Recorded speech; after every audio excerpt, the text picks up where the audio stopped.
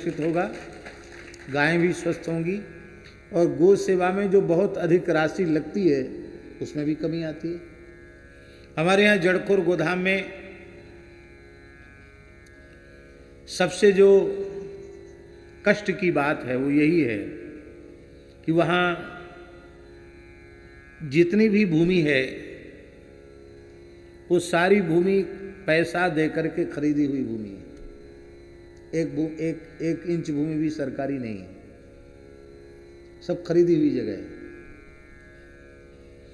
अभी भी जितनी बड़ी संख्या में गोवंश है उसके अनुसार भूमि कम है और उत्तम से उत्तम उनको पोषित करने का विचार बना रहता है, प्रयत्न होता है।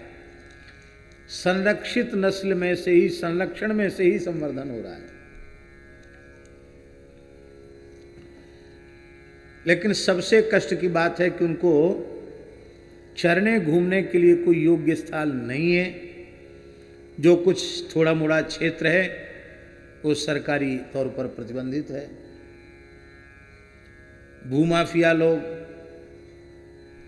खनन माफिया लोग वो सोचते हैं कि यदि गौशाला को ये भूमि मिल गई, गाय यहाँ घूमने लग गई तो हमारा उपद्रव कैसे होगा। राजस्थान के लोग अपराध करके उत्तर प्रदेश में चले जाते हैं, उत्तर प्रदेश के लोग अपराध करके राजस्थान में आ जाते हैं। वो बॉर्डर है, उसका लाभ लेने से वंचित हो जाएंगे।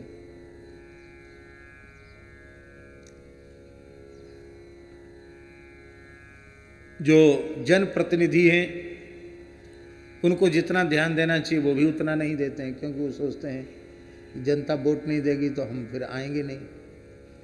उनको ये है, तो न्याय अन्याय की उनको अपेक्षा नहीं। यदि वहाँ उपलब्ध जो जंगल का क्षेत्र है, पहाड़ का क्षेत्र है, यदि भगवत कृपा से वो उपलब्ध हो तो हम ये आपको विश्वास पूर्वक कह सकते हैं कि वो इतना दिव्य क्षेत्र है ब्रजमंडल का कि 1 लाख गोवंश सुखपूर्वक वहाँ निवास कर सकते। भगवान की गायें सब वहीं थी, सब भगवान का बड़ा गोष्ठ वहाँ था। तो ये बहुत अच्छी बात है। इसी प्रकार से वनों को, पर्वतों को, उनके निकट गौशालाएं स्थापित करके सरकारी भूमियों का भी संरक्षण होना चाहिए और वनों का भी संरक्षण गोचारण के माध्यम से होना चाहिए, क्योंकि यह गाय संपूर्ण प्रकृति पर्यावरण का जीवंत विग्रह है। ये बात है। तो हम जो बात कह रहे थे, भगवान गणपति की गोभक्ति, भगवान नारायण की गोभक्ति, को हरि सम को भक्त को हरि सम गौ को भगत क्षीरो दध जिन निज वास कियो। भगवान सदा क्षीर सागर सैन, दूध के समुद्र में ही भगवान नारायण निवास करते हैं। भगवान ने संपूर्ण लोकों के ऊपर गोलोक को स्थापित किया है। सर्वोपरि गोलोक कियो सच्चित सुखदाई, भूरि श्रृंग जहाँ धेनु वेद में महिमा गाई। गो पुकार सुनि धरें विविध अवतार सदाई। बिना गाय की पुकार के भगवान अवतार नहीं लेते हैं। गो सेवा आदर्श विविध विधि लीला गाई। भगवान के 24 अवतारों में कौन सा ऐसा अवतार है जिसने गोभक्ति न की हो। 10 24 अनंत कहें सगुण रूप हरि ने कियो। को हरि सम गौ को भगत क्षीरो दधि जिन भास कियो। वेद में लिखा है कि गोलोक ऋग्वेद के पहले मंडल के 154वें मंडल का 6ठा मंत्र है, यत्र गावो भूरि श्रृंगाः आयासः, कहकर के वेद में, ऋग्वेद में वर्णन किया गया है कि गोलोक में किस प्रकार की गाय। तो भगवान नारायण की भी आराध्या उपास्या पूज्या गोमाता है और भगवान शिव की भी आराध्या उपास्या गोमाता है। भारतवर्ष में ऐसे तमाम प्राचीन श्री विग्रह आपको दर्शन के लिए प्राप्त हो जाएंगे, चाहे भगवती दुर्गा के हों चाहे भगवान शिव के हों अथवा भगवान रामकृष्ण नारायण के प्राचीन विग्रह, जिनके प्राकट्य में गाय कारण है। ऐसा सुना जाता है कि मदंती कि अमुक मंदिर पहले लोग मूर्तियां नहीं थी, फिर एक गाय वहाँ जाकर खड़ी हो जाती थी, अपने चारों थनों से दूध झरा देती थी। फिर किसी को स्वप्न हुआ, फिर वहाँ खोदा गया तो शिव जी प्रकट हो गए, वहाँ गणेश जी प्रकट हो गए। ऐसी कथाएं पूरे देश में प्रचलित हैं। यहाँ भगवान नारायण प्रकट हो गए। हमारे उत्तर प्रदेश के जिला ललितपुर में एक गांव है पूरा कलां, वहाँ के एक ब्राह्मण देवता थे, पाठक ब्राह्मण, पाठक उपाधि वाले होते हैं, टाइटल वाले। पाठक ब्राह्मण परिवार की घटना है। उनको स्वप्न में बार बार चतुर्भुज भगवान का दर्शन होता था। भगवान कहते थे कि जामनी और सहजात दो नदियों के संगम के तट पर मैं बहुत दीर्घकाल से विराजमान हूँ, मुझे ले आओ और मेरी विधिवत सेवा पूजा करो। जब बार बार स्वप्नादेश उन्हें होने लग गया तो उन्होंने भगवान से पूछा कि हम कैसे पहचानेंगे कि अमुक संगम में आप अमुक जगह हैं। तो उन्होंने कहा कि दो नदियों के संगम के बीच में जो मिट्टी का ऐसा भाग है जहाँ नदी का पानी नहीं है, वहाँ बीच में एक चंदन का वृक्ष होगा, नाग की वामी होगी, और उस पर तुम जाओगे तो वहाँ की धरती गाय के दूध से सिंची हुई मिलेगी। हरी हरी तुलसी और पुष्प वहाँ चढ़े हुए मिलेंगे। तो समझ लेना यही मेरा विग्रह है। और उन पाठक जी ने उस जगह को खोदा। लगभग 150-200 साल पुरानी घटना होगी। और वहाँ साक्षात भगवान चतुर्भुज नारायण का विग्रह मिला। आज भी उस गांव में वो प्राचीन मंदिर, चतुर्भुज भगवान का मंदिर आज भी विराजमान। नाथद्वारा में श्रीनाथ जी के प्राकट्य की यही कथा है, गिरिराज जी में प्रकट हुए थे। गोविंद देव जी के प्राकट्य की यही कथा है। हमारे तमाम तीर्थों के प्राकट्य में गाय है। तो शिवजी की गोभक्ति का प्रसंग बड़ा अद्भुत वर्णन है। शिवरात्रि का पर्व भी बहुत निकट आने वाला है, इससे थोड़ी सी शिवजी की चर्चा कर लेते हैं। शिव शंकर गोलोक में नील वृषभ वे अवतरे। शिव शंकर गोलोक में नील वृषभ वे अवतरे। ऋषियों के अपराध शंभु गोलोक सिधाए। ऋषियों के अपराध शंभु गोलोक सिधाए। सुरभि देह प्रवेश वत्स सुरभि ने जाए। सुरभि देह प्रवेश वत्स सुरभि ने जाए। शिव बिन हाहाकार देव गोलोक सिधाए। शिव बिन हाहाकार देव गोलोक सिधाए। दिव्य सूर्य सम नील वृषभ गायन विच पाए। दिव्य सूर्य सम नील वृषभ गायन बिच पाए। चक्रशूल अंकित वृषभ दान महातम विस्तरे। चक्रशूल अंकित वृषभ दान महातम विस्तरे। शिव शंकर गोलोक में नील वृषभ वे अवतरे। हाँ, शिव शंकर गोलोक में नील वृषभ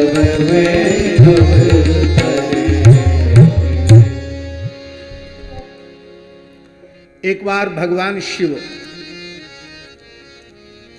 जो कर्पूर गौर हैं, यद्यपि उनका अवधूत वेश है, दिगंबर स्वरूप है, लेकिन वे सुंदर इतने हैं, लावण्य के धाम इतने अद्भुत हैं कि कोटि कोटि कंदर्प दर्प दलन करने वाला उनका दिव्य स्वरूप है। अब इतने से ही देख लो, हमारे भगवान सजल नील मेघ के समान श्याम हैं और इतने सुंदर लगते हैं। तो ये तो चंद्रमा के समान गौर हैं, कर्पूर के समान गौर हैं, ये कितने सुंदर लगते होंगे। एक दिव्य अवधूत अत्यंत कमनीय कांति और मनोहर सौंदर्य लावण्य से युक्त एक अवधूत के वेश में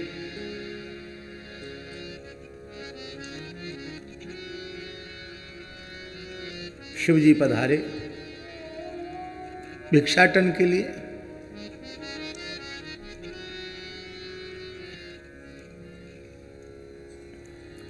उनके मन में हुआ, ऋषियों के मन में हुआ, वो ऋषि पहचान न पाए ये साक्षात भगवान शिव हैं। उनको लगा ये मनोहर अवधूत इसके सौंदर्य से आकृष्ट होकर के कहीं हमारी ऋषि पत्नियों का सतीत्व प्रभावित न हो जाए, नष्ट न हो जाए, इसके लिए उन्होंने शिवजी के अंग में निरंतर दाह उत्पन्न हो इस तरह का श्राप दे दिया।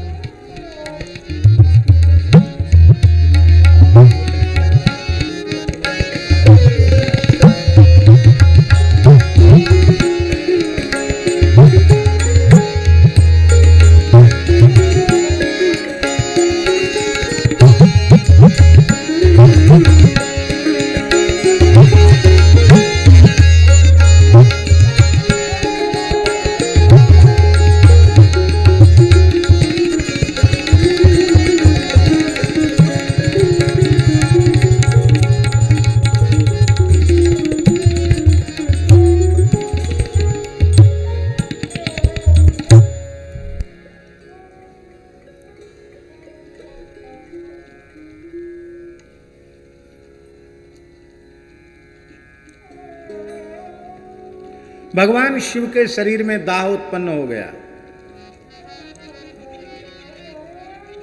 जलन होने लगी। हिमालय के शीतल से शीतल बर्फीले क्षेत्रों में भगवान शिव गए, लेकिन उनका दाह शांत नहीं हुआ। अंत में भगवान शिव गोलोक चले गए और गोलोक जाकर उन्होंने गौ माताओं के चरणों में साष्टांग प्रणाम किया शिव जी ने, और गौ माताओं से प्रार्थना की। बड़े सुंदर श्लोक हैं स्कंद पुराण के नागर खंड के। हम लोग गोष्ठ में बैठे हैं, क्यों ना उन श्लोकों का उच्चारण कर लें। सृष्टि स्थिति विनाशानां, सृष्टि स्थिति विनाशानां, कर्त्रे मात्रे नमो नमः, कर्त्रे मात्रे नमो नमः। यास्त्वं रसमयैर्भावैः, यास्त्वं रसमयैर्भावैः, राप्याययसि भूतलम्, राप्याययसि भूतलम्। देवानां च तथा संघान्, देवानां च यथा संघान्, पितॄणामपि वै गणान्, पितॄणामपि वै गणान्। सर्वैर्ज्ञात्वा रसाभिज्ञैर्, सर्वैर्ज्ञात्वा रसाभिज्ञैर्, मधुरास्वाददायिनी, मधुरास्वाददायिनी। त्वया विश्वमिदं सर्वं, त्वया विश्वमिदं सर्वं, बलस्नेह समन्वितम्, बलस्नेह समन्वितं त्वं माता सर्वभूरुद्राणां त्वं माता सर्वरुद्राणां वसूनां दुहिता तथा वसूनां दुहिता तथा आदित्यानां स्वसा चैव आदित्यानां स्वसा चैव तुष्टा वाञ्छित सिद्धिदा तुष्टा वाञ्छित सिद्धिदा त्वं धृतिस्त्वं तथा पुष्टिस् त्वं धृतिस्त्वं तथा पुष्टिस् त्वं स्वाहा त्वं स्वधा तथा त्वं स्वाहा त्वं स्वधा तथा रिद्धिः सिद्धिस्तथा लक्ष्मीर् रिद्धिः सिद्धिस्तथा लक्ष्मीर् धृतिः कीर्तिस्तथा मतिः धृतिः कीर्तिस्तथा मतिः कान्तिर्लज्जा महामाया कान्तिर्लज्जा महामाया श्रद्धा सर्वार्थ साधिनी श्रद्धा सर्वार्थ साधिनी। इस प्रकार से उन्होंने स्तुति करते हुए कहा कि हे गोमाता, आप सृष्टि को उत्पन्न करने वाली भी हो, आप सृष्टि का पालन करने वाली भी हो और आप सृष्टि का विनाश करने वाली भी हो। आप रसमय दुग्धादि से मनुष्यों को, देवताओं को, पितरों को तृप्त करती हो। आप परम वात्सल्यमयी जगन माता हो। आप ही धृति हो, आप ही पुष्टि हो, आप ही स्वाहा स्वधा रिद्धि सिद्धि लक्ष्मी धारणा कीर्ति मति कांति लज्जा महामाया और सर्वार्थ साधनी श्रद्धा भी आप ही हो। आप सर्व संतोषमयी हो, आप ही कामधेनु हो, अपने उपासक को अभीष्ट फल को देने वाली हो। आपके अतिरिक्त त्रिभुवन में कुछ भी नहीं है। आप सर्वदेवमयी हो, संपूर्ण प्राणियों को समृद्धि देने वाली हो, संपूर्ण संसार का हित करने वाली हो।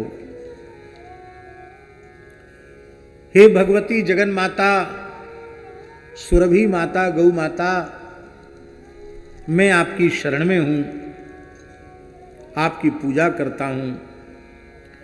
हे अमृत से उत्पन्न गोमाता, ब्राह्मणों के शापानल से मेरा शरीर जल रहा है, आप मेरी रक्षा करें। उस समय सुरभि माता ने भगवान शिव से कहा, भगवान आप मेरे में प्रवेश कीजिए। सुरभि ने अपना मुंह खोला और भगवान शिव गाय के भीतर प्रविष्ट हो गए। गाय के भीतर प्रवेश करते ही जो ब्राह्मणों के शाप से, ऋषियों के शाप से उनका शरीर जल रहा था, उसकी जलन तत्काल शांत हो गई और भगवान शिव ने अपने संकल्प से नील वृषभ के रूप में अपना स्वरूप धारण किया। अब जब भगवान शिव अंतर्धान हो गए, सुरभि माता ने भगवान शिव को अपने गर्भ में धारण कर लिया, तो शिवजी के न होने से तीनों लोकों में हाहाकार मच गया। तब देवताओं ने स्तुति करके ब्राह्मणों को प्रसन्न किया, ऋषियों को प्रसन्न किया। ऋषियों ने पता लगाया, पूरे ब्रह्मांड में ऋषियों ने खोजा, किंतु भगवान शिव कहीं नहीं मिले। गोलोक में भगवान शिव मिले और जिस समय भगवान शिव का दर्शन सुरभि गाय के वृषभ, नील वृषभ के रूप में गायों के झुंड के बीच में भगवान शिव का दर्शन हुआ, उस समय ऋषियों ने भगवान शिव की स्तुति की और कहा कि भगवान, श्रावण मास में जो वेद लक्षणा गाय के पवित्र दुग्ध से, मिश्री युक्त दुग्ध से अथवा मधुयुक्त दुग्ध से आपका अभिषेक करेगा, तो उस उपासक के संपूर्ण अभिष्ट की सिद्धि आपकी कृपा से हो जाए। तो तब से यह परंपरा चल पड़ी कि पूरे श्रावण महीना में शंकर जी को दूध चढ़ता। लेकिन हम फिर वही बात कहें, पूरे देश में ज्योतिर्लिंग, स्वयंभू लिंग, देवलिंग, ऋषिलिंग प्राचीन जितने शिवालय हैं, श्रावण मास में सर्वत्र भीड़ होती है और हर सनातनी की यह इच्छा होती है कि हम शिव जी को दूध चढ़ाएं। और दूध कौन सा चढ़ाता है? डेयरी वाला, बाजार का दूध। क्या वह दूध भगवान शिव पर चढ़ाने योग्य है?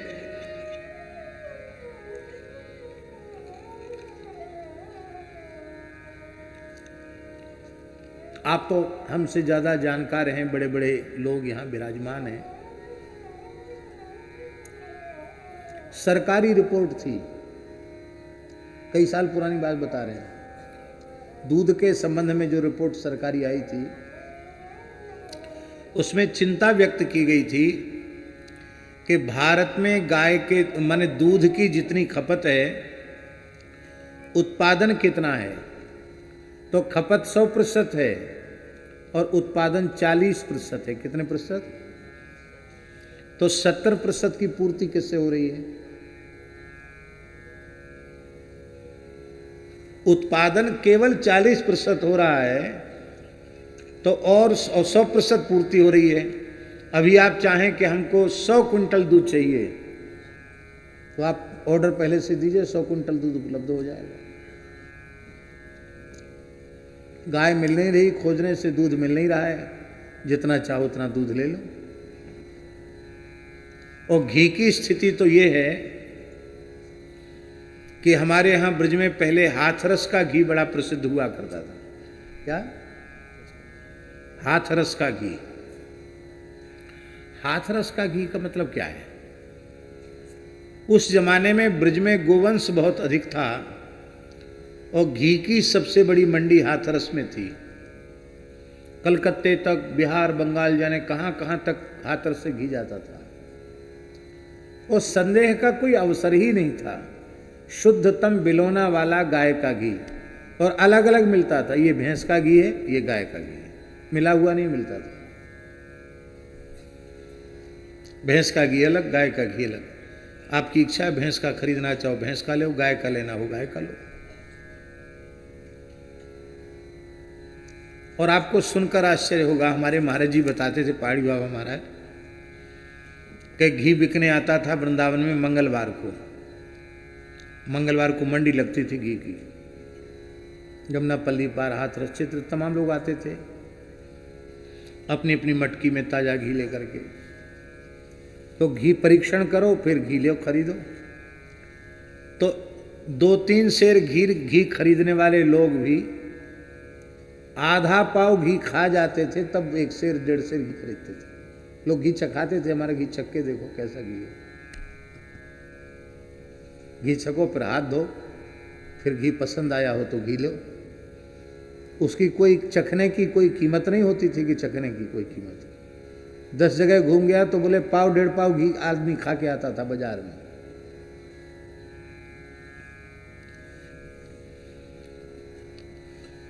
इतना सस्ता जमाना था।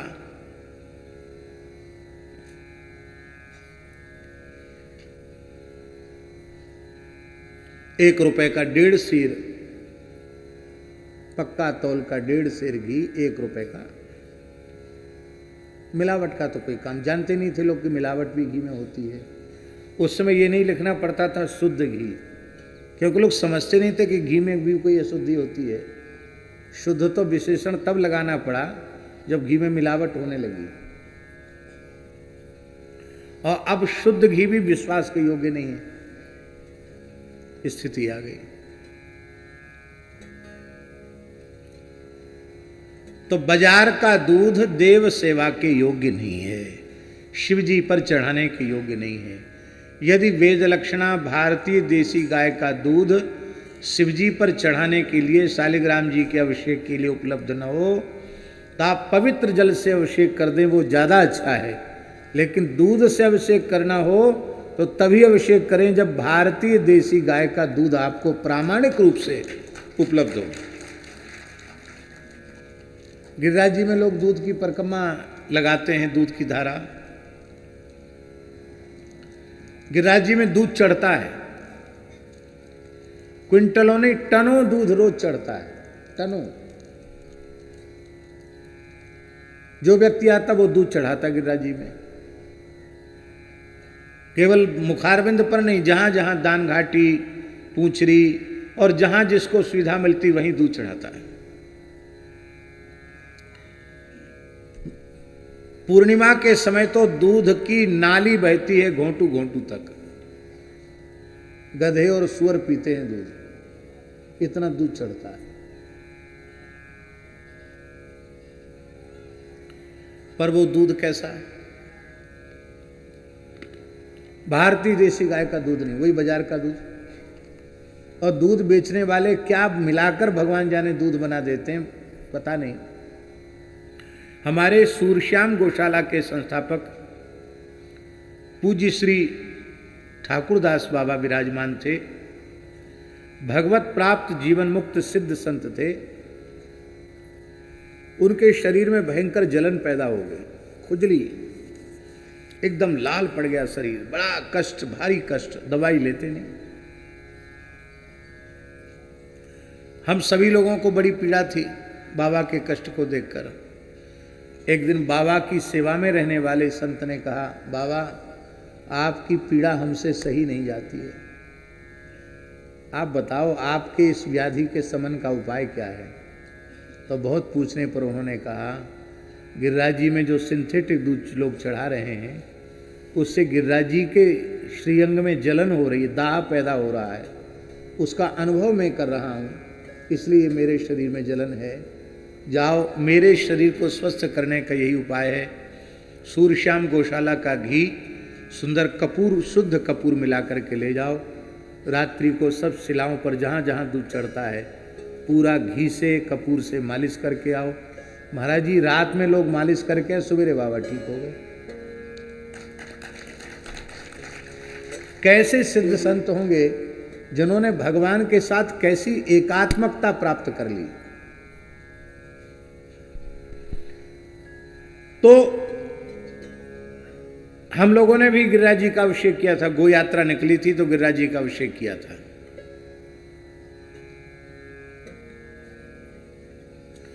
कितने दूध से किया था? 20 टन दूध आया था, 20-21 टन दूध। आप लोग कहेंगे आपने भी सिंथेटिक से किया होगा। हमने पथमेड़ा से दूध मंगाया था, जहां आज भी 1.5 लाख से ऊपर गोवंश निवास कर रहा है। विश्व की सबसे बड़ी गौशाला है पथमेड़ा। और गो सेवा के क्षेत्र में कार्य करने वाले प्रत्येक व्यक्ति को अपने जीवन में एक बार पथमेड़ा गोधाम की गो सेवा देखना चाहिए कि वहां कैसे पूज्य भाव से गो सेवा होगी। अभी नंदगांव को तो पूज्य पथमेड़ा महाराज ने ऐसा बना दिया है कि वहां गाय को बाहरी चारे की आवश्यकता कम से कम पड़े, प्राकृतिक चारे से ही गाय अपना पोषण कर ले। बहुत बड़ा काम है, देखने योग्य, प्रेरणा लेने योग्य कार्य। तो राम जी वहां से टैंकरों से दूध मंगाया था पथमेड़ा से, और फिर गिरिराज जी का अभिषेक हुआ था। वही दूध की धारा 7 कोस में लगाई गई थी। एक अद्भुत दृश्य था। जिन लोगों ने अपने नेत्रों से दर्शन किया उनको लगा कि हम फिर से द्वापर युग में पहुंच गए हैं, मानो कृष्ण बलराम स्वयं गिरिराज जी का अभिषेक कर रहे हैं। ऐसी सुंदर झांकी हुई थी। इसलिए शिवजी का अभिषेक करें तो भारतीय देसी गाय के दुग्ध से ही करें। किसी बालक की मंद बुद्धि हो, कम दिमाग हो, बहुत उत्तम मेधा प्राप्त करना चाहता हो, तो उस बालक के निमित्त यदि षडंग रुद्राभिषेक वेद लक्षणा भारतीय देसी गाय के दूध में मिश्री मिला करके मीठे दुग्ध से भगवान शिव का अभिषेक कराया जाए और कुछ काल तक लगातार अनुष्ठान चले, बालक के नाम गोत्र से संकल्प हो, तो निश्चित बालक विशिष्ट मेधा से युक्त हो जाए। ऐसे कितने प्रयोग। तो तब से श्रावण मास में भगवान शिव को दूध चढ़ाने की परंपरा आरंभ हो गई।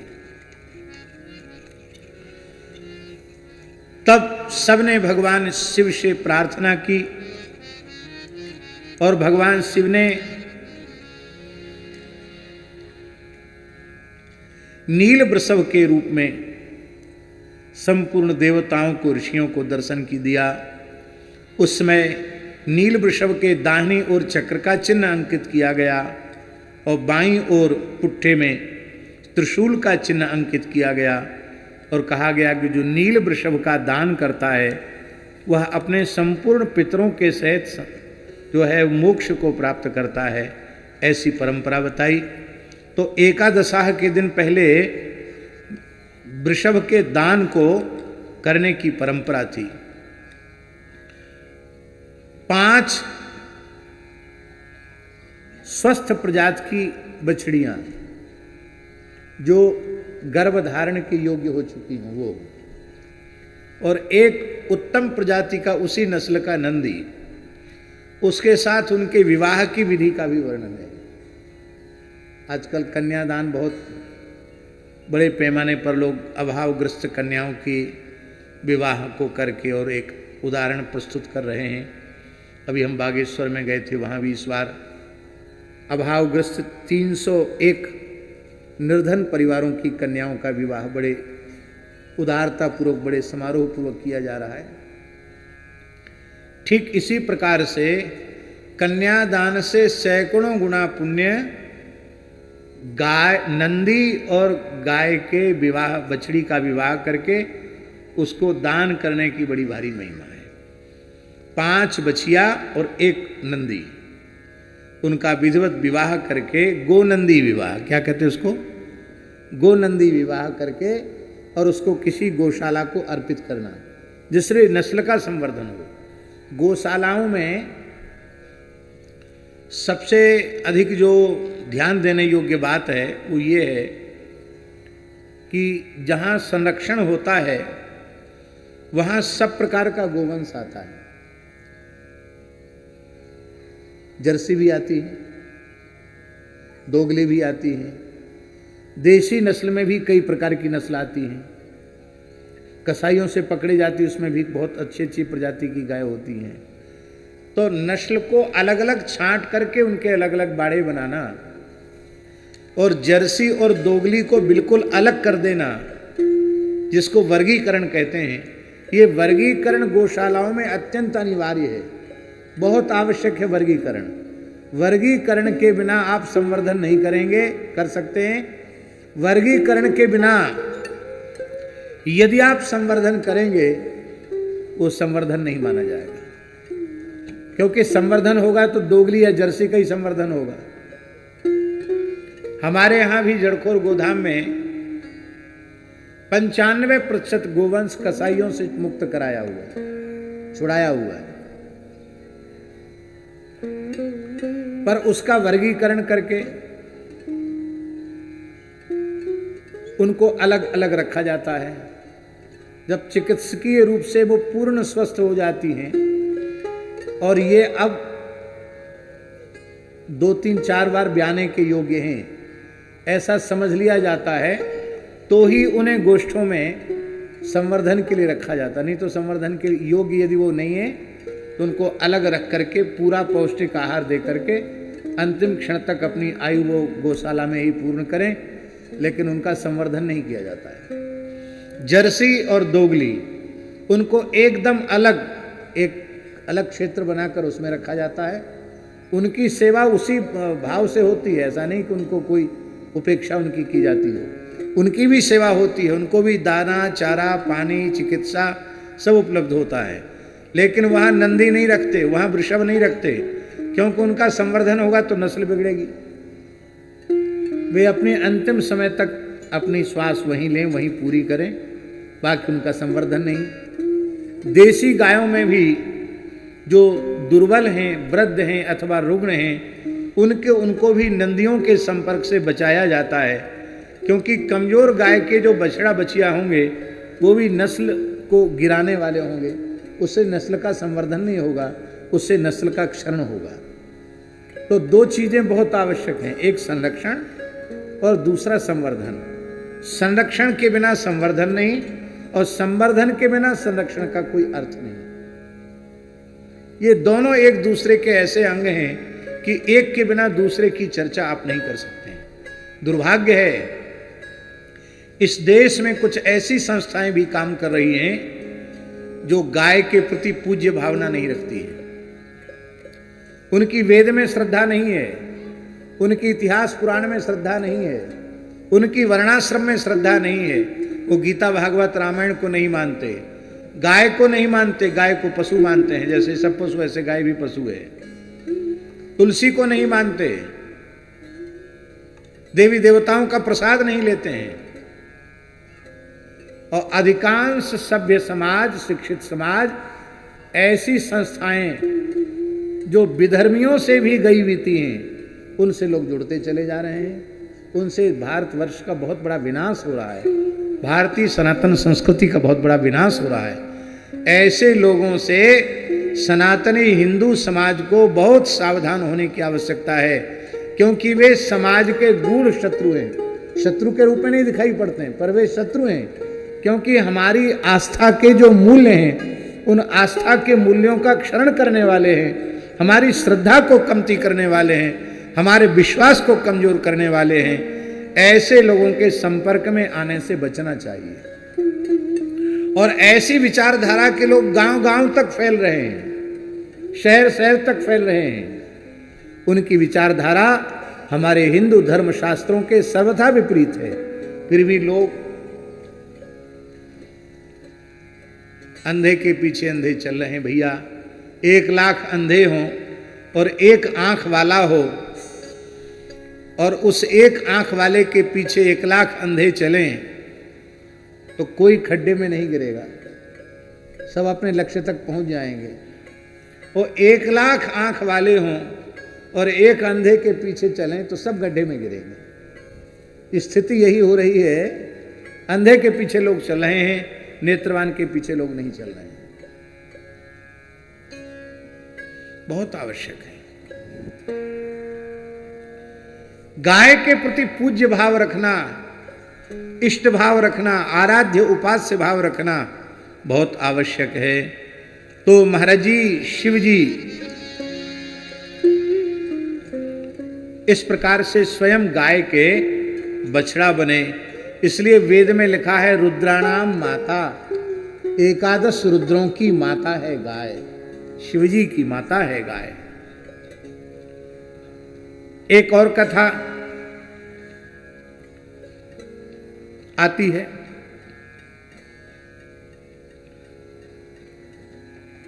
एक समय भगवान शिव कैलाश में विराजमान होकर के तप कर रहे थे, और उसी समय आकाश में, जहां शिवजी तप कर रहे हैं कैलाश में, ठीक उसके ऊपरी भाग में भगवती सुरभि माता अपने बछड़े को दूध पिला रही थी, और बछड़ा खूब आनंद पूर्वक दुग्धपान कर रहा था। आपने देखा होगा, गैया जब प्रेम से पिन्हा जाती है वात्सल्य के कारण और दुग्ध पिलाती है, और बछड़ा सिर ऐन में लगा लगा कर दूध पीता है, वो झांकी देखने योग्य होती है। उसमें गाय के दूध का फेन बछड़े के मुख से गिरता है और नीचे भी टपकता है, देखा होगा आपने। तो वात्सल्यमयी सुरभि गाय के दुग्ध का फेन जो बछड़ा पी रहा था, वो दूध का फेन भगवान शिव के ऊपर गिरा।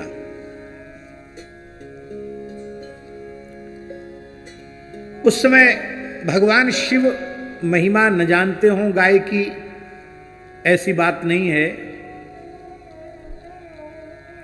यह महाभारत की कथा में लिखा है। महाभारत के अनुशासन पर्व के 77वें अध्याय में 20 से 29 तक श्लोक हैं, जिसमें इस प्रकार की बात लिखी है। सवत्समुग बिभ्रष्टो भवस्य भुवि तिष्ठतः शिरस्य वाप तत्क्रुद्धा स तदीक्षित च प्रभु। जब बछड़े का फेन शिवजी के मस्तक के ऊपर, जटाओं के ऊपर गिरा, तो शिव जी को थोड़ा क्रोध हुआ और शिव जी ने क्रोध पूर्वक गायों को देखा।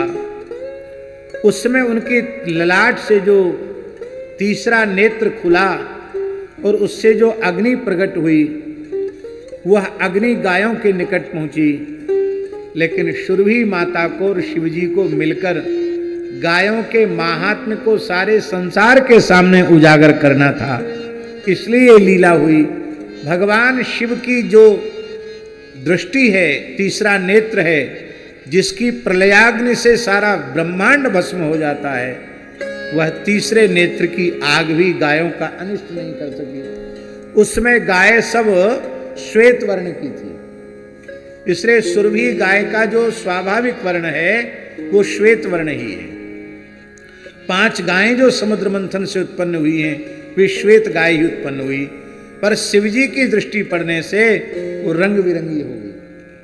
वो शिवजी का तीसरा नेत्र पड़ने से कोई गाय नीली हो गई, कोई काली हो गई, कोई चितकबरी हो गई, कोई गहरी लाल हो गई। इस प्रकार से रंग बिरंगी गाय हो गई। और उस समय ब्रह्मा जी ने प्रकट होकर के कहा, हे भगवान शिव, आप क्रोध न करें, आप गायों की स्तुति करें। गायों का बछड़े जो दूध पीते हैं वो कभी जूठा नहीं माना जाता है। आपका अमृत से अभिषेक हुआ है, बछड़े के मुख से जो गाय के दूध का फेन गिरा है, इससे आपका अमृताभिषेक हुआ है। ऐसा मान करके आप अपने मन में अनुभव करें। तब प्रसन्न होकर के भगवान शिव ने गायों की स्तुति की और गौ माता ने अपना जो प्रथम वृषभ था नंदी, उस नंदी को भगवान शिव को वाहन के रूप में प्रदान किया।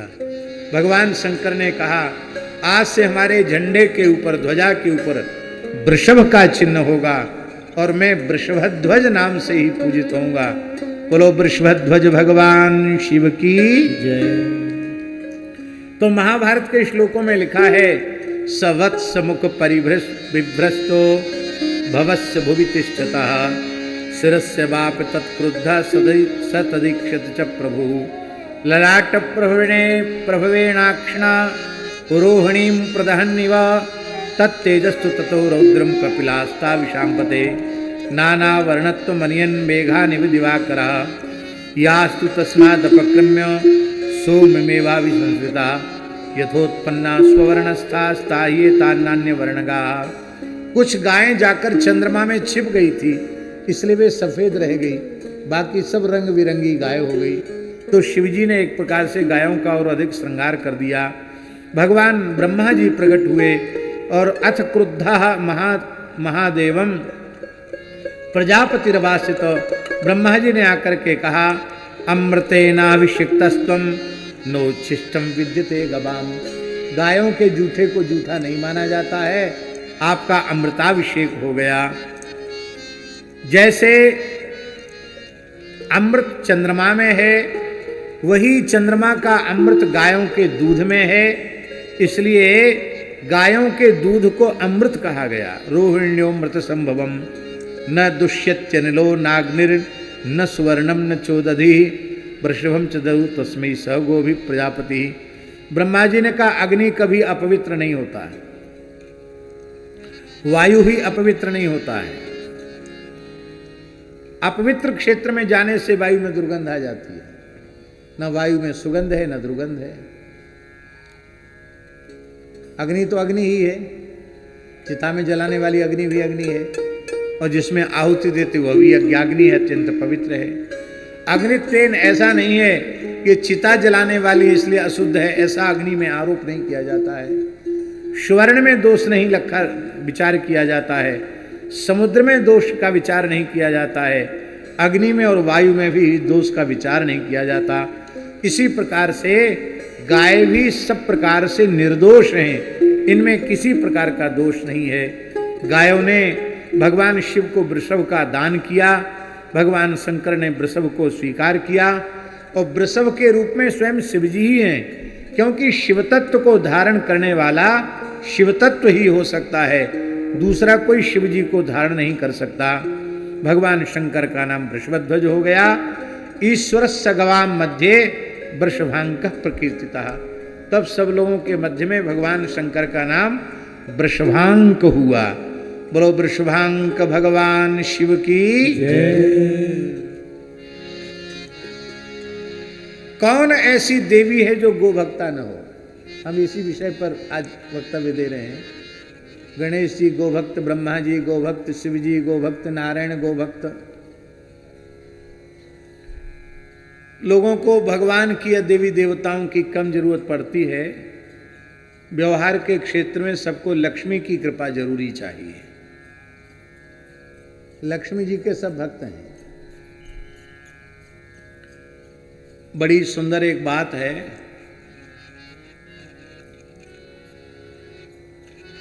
एक प्राचीन मठ की बात है। वहां के जो मठाधीश थे, श्री महंत पद पर विराजमान थे, वे कठोर अनुशासन के थे। पर पुजारी जी जो थे थोड़े दूसरी प्रकृति के थे। तो कई बार समय से के अतिरिक्त भी कोई विशिष्ट भक्त आ जाता था, भगवान का दर्शन करा देते। और महंत जी के सामने प्रमाणित हो नहीं पाता। तो एक भगत ही स्वयं परीक्षण करने के लिए गया। भगवान के मंदिर में शयन हो गया था और कुछ फल की डलिया, एक मेवा का बहुत बड़ा कार्टून लेकर के गया, कुछ विशिष्ट दक्षिणा लेकर के गया। बोला क्या करें, गाड़ी लेट हो गई, यूँ हो गया त्यों हो गया, जाम में फंस गए और भगवान का शयन हो गया, हमको तो अभी वापस होना है। तो उनको कहना चाहिए था कोई बात नहीं, भगवान सो गए तो जगाया थोड़ी जाएगा, आप प्रणाम कर लीजिए, यहीं से आपको सब कुछ मिल जाएगा, आप जो वस्तु लाएं भगवान की सेवा में लग जाएगी। लेकिन ये दुखी होकर चला ना जाए, तो उन्होंने कहा देखो किसी को कहना मत, दर्शन करा देते हैं। तो जगमोहन के फाटक बंद करके गर्भगृह का द्वार खोल के, पर्दा खोल के दर्शन करा दिया। भगवान शयन की झांकी थी, मुकुट श्रृंगार सब उतर गया था और फल फ्रूट सब वहाँ अर्पित कर दिए, दक्षिणा अर्पित कर दी और वो चला गया। भगत कहीं गया नहीं, वहीं महंत जी के पास, वहीं रात को वहीं रुक गया स्थान में। महंत जी ने कहा महाराज मैं खुद प्रमाण हूँ, अनुचित समय पर दर्शन कराया। तो सुबेरे होते ही पुजारी जी ने उस भगत को बुला के पास में, महंत जी ने भगत को पास में, ये सच्ची घटना सुना रहे हैं आपको। महंत जी ने उस भक्त को पास में बुला के रखा और मंदिर खोलने के पहले पुजारी जी को बुलाया। बोले आपको अब सेवा से पृथक करने का हमारा मन कर रहा है कि आपको सेवा से अलग कर दिया जाए। पुजारी जी बोले महाराज हमारी कमी बताओ, ये सामने बैठा पूछो इसको, पहचानो इसको, ये रात को आया था, मंदिर बंद होने के बाद आपने दर्शन कराया। नहीं महाराज बिल्कुल झूठी बात है, हमने इसको बिल्कुल दर्शन नहीं कराया।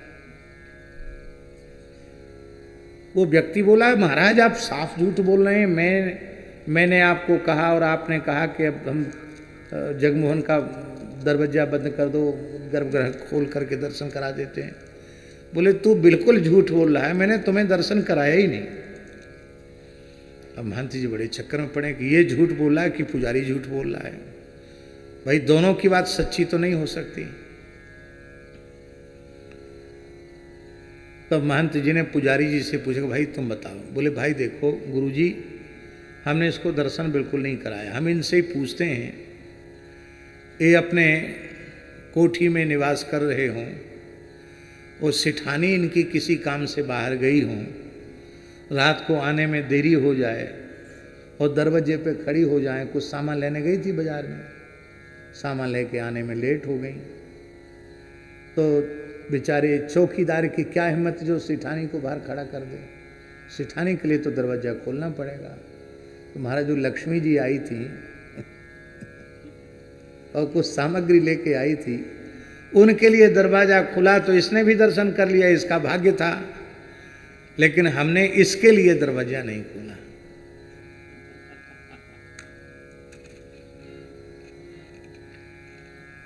अरे भाई, मनुष्य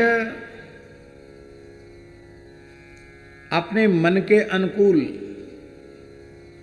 भावों का पोषण करने के लिए अपनी बुद्धि का कितना दुरुपयोग करता है, ये समझने की चीज है।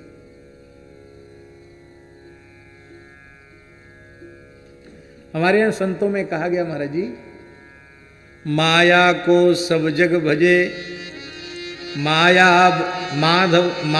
को सब जग भजे, माधव भजे न कोई, जो कदाचि माधव भजे तो माया चेरी हो। माधव भजन करो तो माया तो पीछे, माधव के पीछे माया है।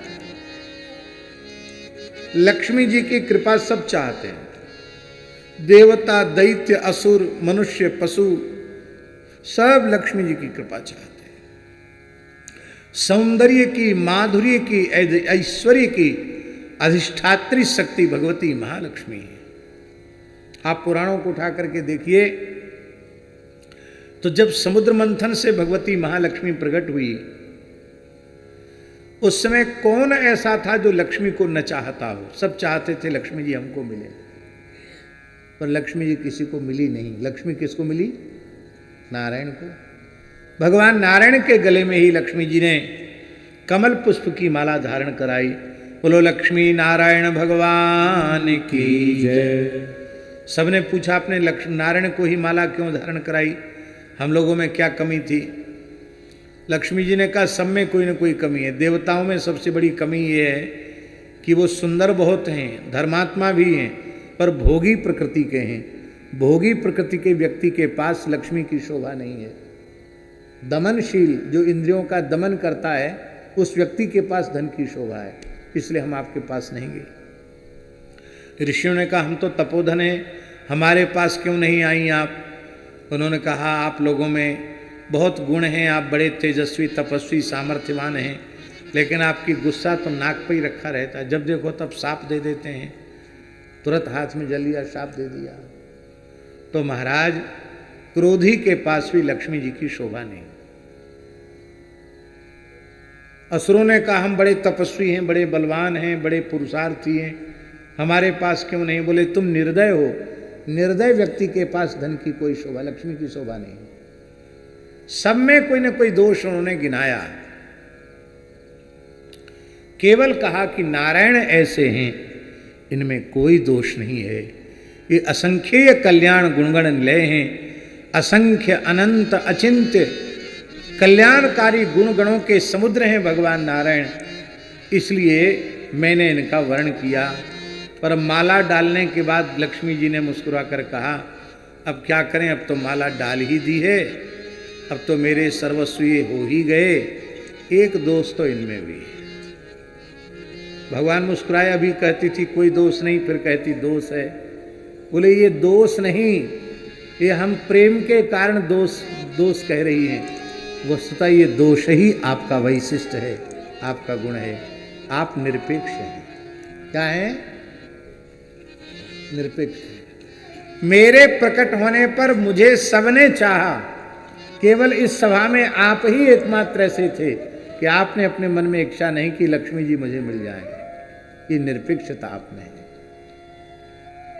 तो ये निरपेक्षता किसका गुण है शास्त्री जी?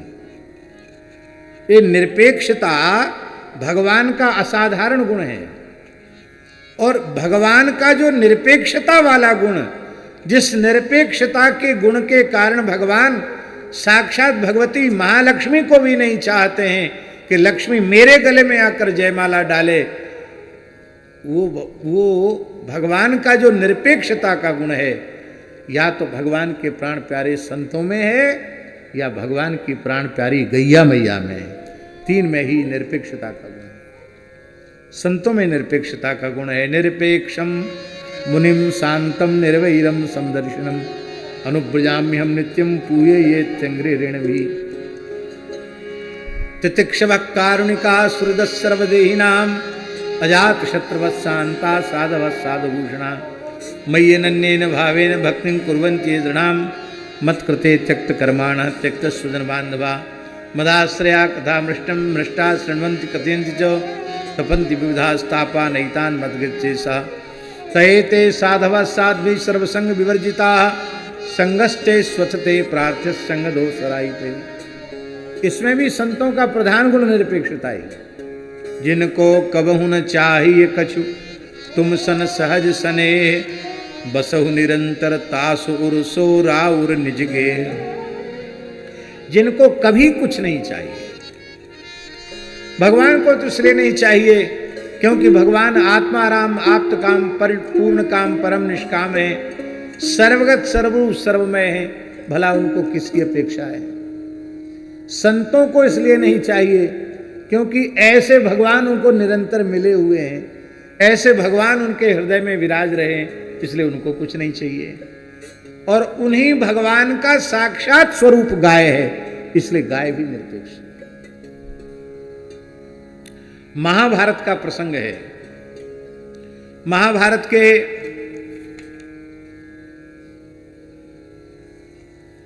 अनुशासन पर्व में ये कथा आई है। श्री कृत्वेह वपुः कांतम गोमध्ये सुविवेशः गावोऽथ विस्मितास्तस्या दृष्ट्वा रूपस्य संपदम्। जब गोमाता प्रकट हुई और गोमाता के प्रत्येक अंग प्रत्यंग में संपूर्ण देवी देवता ऋषि मुनि, संपूर्ण तीर्थ, संपूर्ण नद नदियां, वो सब गाय के श्रीअंग में प्रतिष्ठित हो गईं। सब तो गए गाय के पास, लक्ष्मी जी नहीं गई। क्यों नहीं गई? लक्ष्मी जी ठसक के कारण नहीं गई। लक्ष्मी जी सोचती थी सबसे बड़ी मैं हूं, मुझे सब चाहते बिना न्योते के मैं नहीं जाऊंगी। बड़े लोग होते हैं, उनको लगता भाई मैं विशिष्ट हूं, तो हम बिना निमंत्रण के कैसे जाएं। तो निमंत्रण की अपेक्षा करती रही लक्ष्मी जी, लेकिन गायों की ओर से तो किसी को भी न्योता नहीं था, तो लक्ष्मी जी को भला न्योता क्यों होता। अंत में लक्ष्मी जी ने सोचा सब गए और मैं न गई तो मैं अपने आप सबसे पृथक मान ली जाऊंगी, जाति से बहिष्कृत मान ली जाऊंगी, इसलिए मुझे गौ माताओं के बीच में चलना चाहिए। सुंदर स्वरूप धारण करके लक्ष्मी जी, चतुर्भुज साक्षात भगवती महालक्ष्मी गायों के गोष्ठ में प्रवेश कर गई। इतना सुंदर स्वरूप लक्ष्मी माता का देख करके गायें विस्मित हो गईं। लक्ष्मी जी के अंग कांति से पूरा गोष्ठ जगमगा गया। उसमें गायों ने पूछा, इच्छा मत्वाम वयम ज्ञातुम क्वातुम क्वच गमिष्यसि लोक कांतास्मि भद्रम्बा श्रीर्नामाहम परिश्रुता। गायों ने पूछा कि भगवती आप कौन हैं? आपके आने से पूरा गोष्ठ जगमगा गया, आपका परिचय हम जानना चाहती हैं। लक्ष्मी जी ने कहा हमारा परिचय इतना ही समझ लो कि मैं लोक कांता हूं। कोई ऐसा नहीं है जो मुझसे प्रेम न करे, जो मुझे अच्छा न माने, सब मुझे चाहते हैं। मैं सबकी अत्यंत प्रिय हूं। आपका कल्याण हो। मेरा नाम है श्री देवी, मैं लक्ष्मी देवी हूं। मैं जिसकी ओर अपनी कृपा भरी दृष्टि से देख लेती हूं, वो समाज में बहुत सम्मान्य, प्रतिष्ठित और सब प्रकार से पूज्य हो जाता है। मयाभिपन्ना देवाश्च मोदन्ते शाश्वती समाः। श्री जगद्गुरु श्री रामानंदाचार्य भगवान की जय। हम लोग बड़े भाग्यशाली हैं। अभ्युत्थान पूर्वक पूज्य जगद्गुरु जी का आदर करें। श्री राम जय राम जय जय राम। श्री राम जय राम जय जय राम। श्री राम जय राम जय जय राम। श्री राम जय राम जय जय राम। उसको अलग कर दो, दीपक वाले को अलग कर दो। जय जय राम। श्री राम जय राम जय जय राम। श्री राम जय राम जय जय राम। श्री राम जय राम जय जय राम।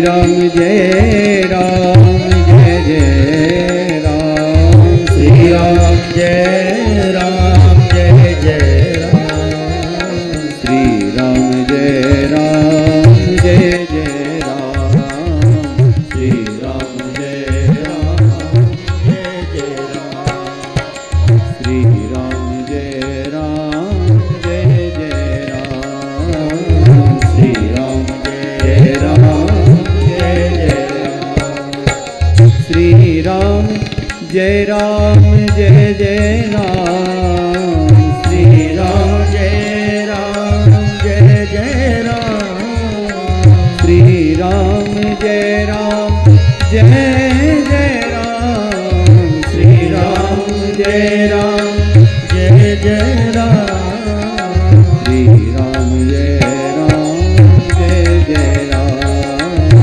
श्री राम जय राम जय जय राम श्री राम जय राम जय जय राम श्री राम जय राम जय जय राम। सभी लोग विराजमान।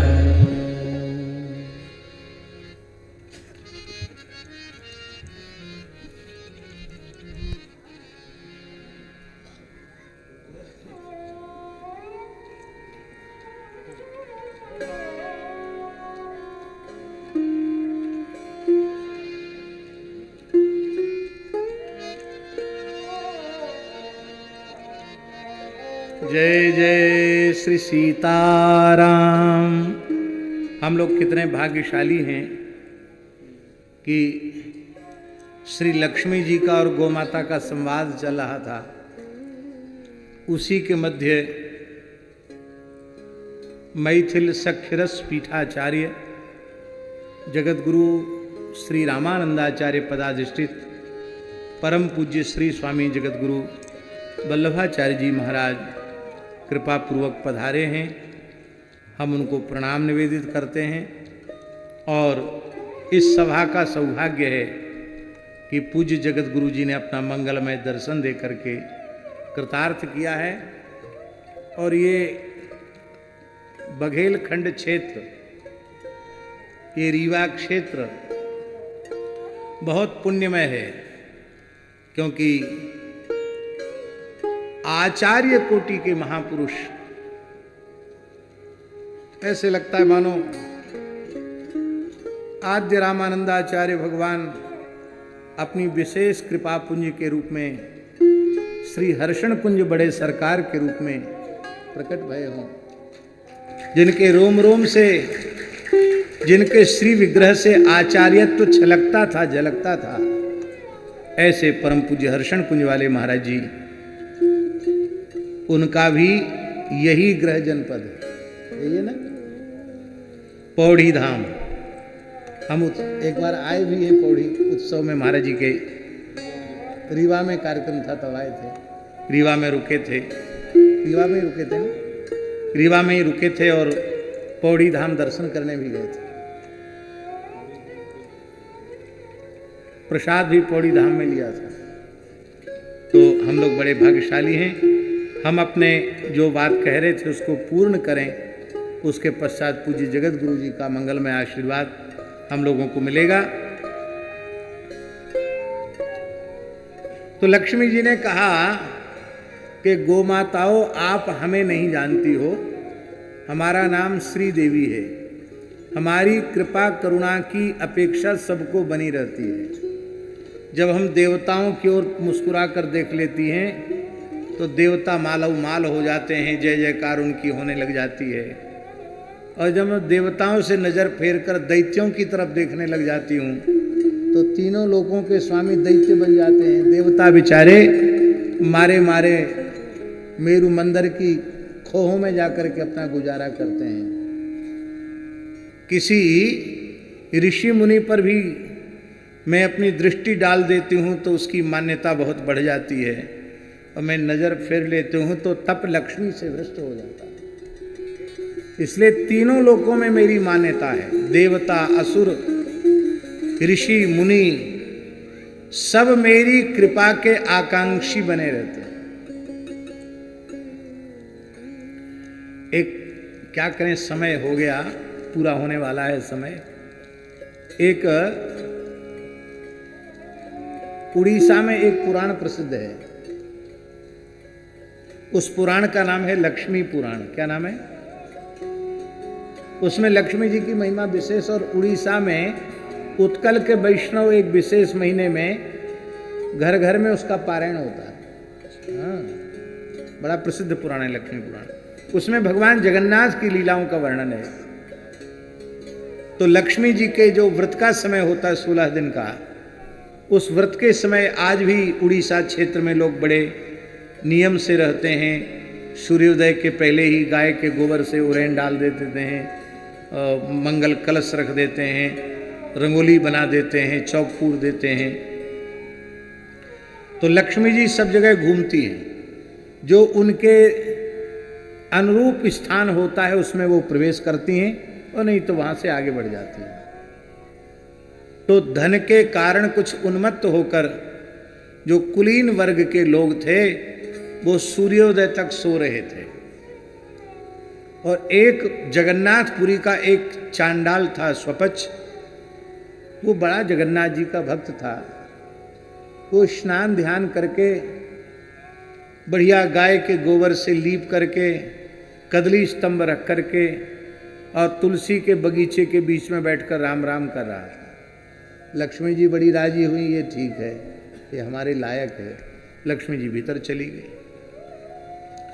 श्री जगन्नाथ और उनके बड़े भैया बलभद्र महाप्रभु, श्री दाऊजी और जगन्नाथ जी दोनों सवेरे सवेरे थोड़ा ठंडी ठंडी हवा खा रहे थे।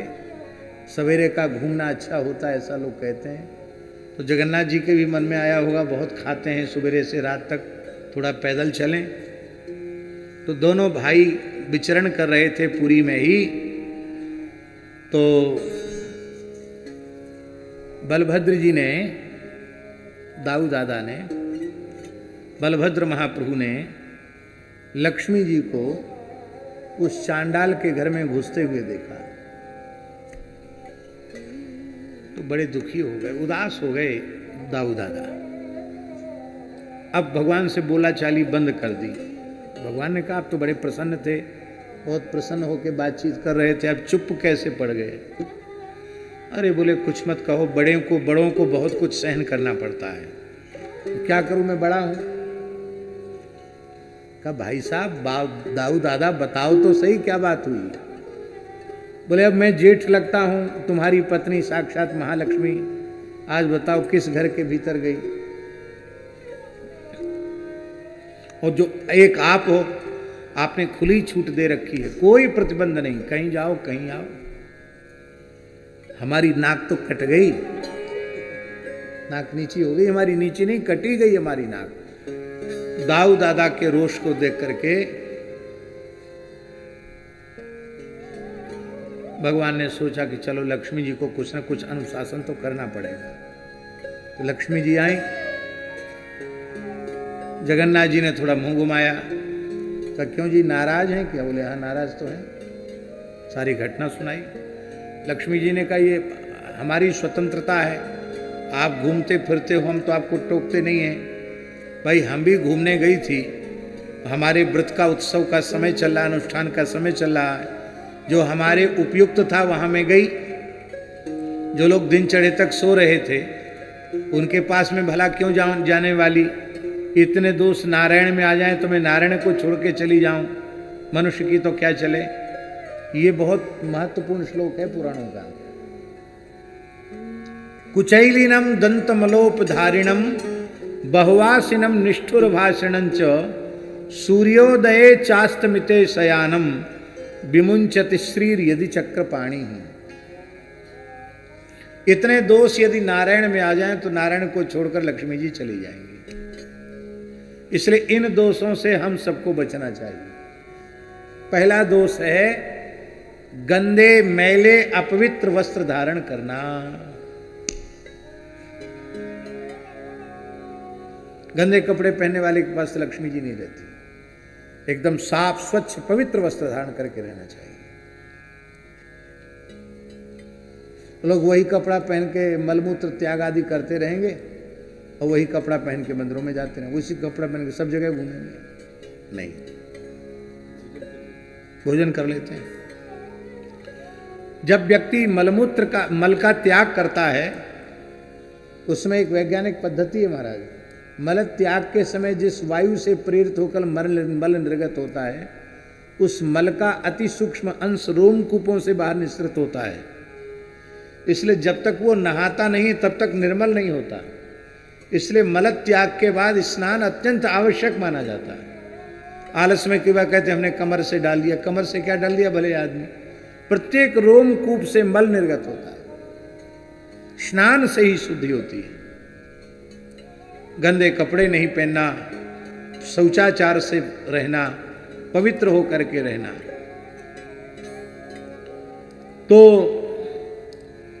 कुचैलिनम, गंदे कपड़े पहनने वाले, ठीक से स्नान ध्यान न करने वाले।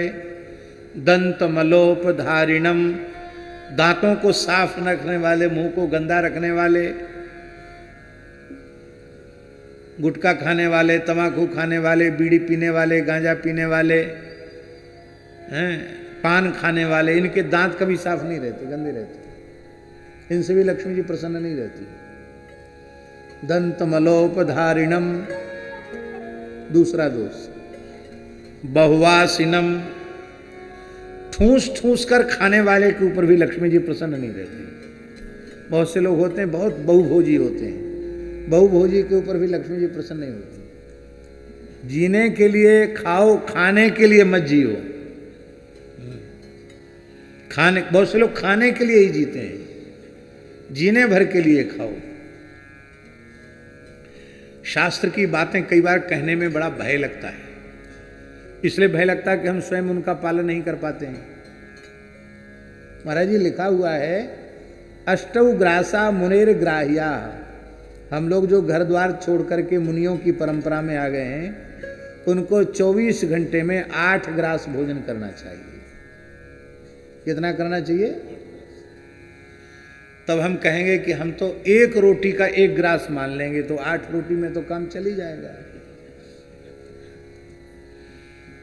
तो हमारे जैसे लोग कहीं बुद्धि न लगा दें, इसके लिए ऋषियों ने और आगे नियम कठोर किया। आंवला का फल देखा कितना बड़ा होता है, इतना बड़ा। तो आमलक प्रमाण ग्रास। चलो अच्छा, हाइब्रिड का भी ले लो, कोई बात नहीं। कितना बड़ा होगा तो मौसमी जितना बड़ा तो नहीं होगा, कितना बड़ा होगा। तो 1 आंवले के बराबर 1 ग्रास। इस तरह से 8 ग्रास भोजन करने का विधान है मुनियों को।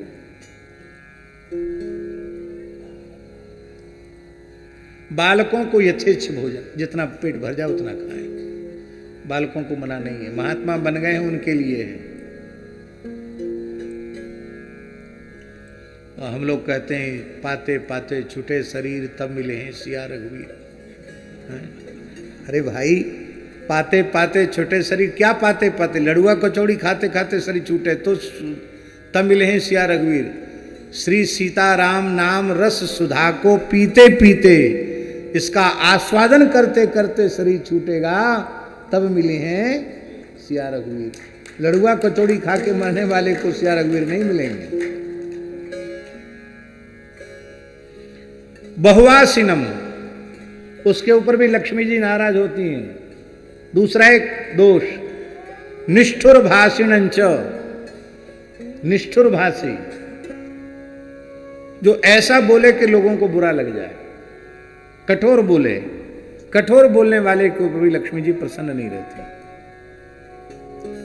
आखिरी दोष, सूर्योदय और सूर्यास्त के समय जो सोता है, उसके ऊपर भी लक्ष्मी जी प्रसन्न नहीं रहती है। सूर्योदय चास्तमिते शयानम विमुंचति श्रीर यदि चक्र पाणी ही। साक्षात नारायण में ये दोष आ जाए तो लक्ष्मी जी नारायण को छोड़ के चली जाएंगी, मनुष्य की तो चले क्या। महाराज जी, रोगी मनुष्य को भी सूर्योदय के समय जगा देना चाहिए, नहीं तो उसकी रोग में वृद्धि हो जाएगी। वृद्ध, बालक और युवा को भी सूर्योदय के समय जगा देना चाहिए। अब लोगों की संस्कृति हो गई है देर रात तक घूमना, बाजार में कचरम कूट खाना, ऊट पटांग खाना, पार्टी के नाम पर सारे कुकर्म दुष्कर्म करना, 1:30 बजे 2 बजे लौट के घर में आना, 9-10 बजे तक सोना। मनुष्य मनुष्य नहीं, मनुष्य राक्षस हो गया है। और मनुष्य की आसुरी प्रवृत्ति का मूल कारण है कि वो गो उपासना से विमुख हो गया, गो सेवा से विमुख हो गया। जब तक हमारे घर में गायें थी तब तक कोई आदमी शक नहीं सोता था। गांव में देख लो, हमारा जन्म तो गांव में ही हुआ है। अब 4 बजे गाय को न्यार डालना है, 5 बजे गैया की धार काटना है, तो सूर्योदय तक कौन सोएगा घर में? गाय ही सबको ब्रह्मवेला में जगा देती थी हैं? और सूर्योदय के पहले तो सौभाग्यवती माताएं अपनी घर की देहली के पास चौका लगा करके गाय के गोबर का रंगोली बना करके देहली का पूजन कर देती, दिया धूप बत्ती कर देती थी। 5 बजे घर में सब प्रकार का मंगल होता था। अब सभ्यता हो गई देर तक सोने की।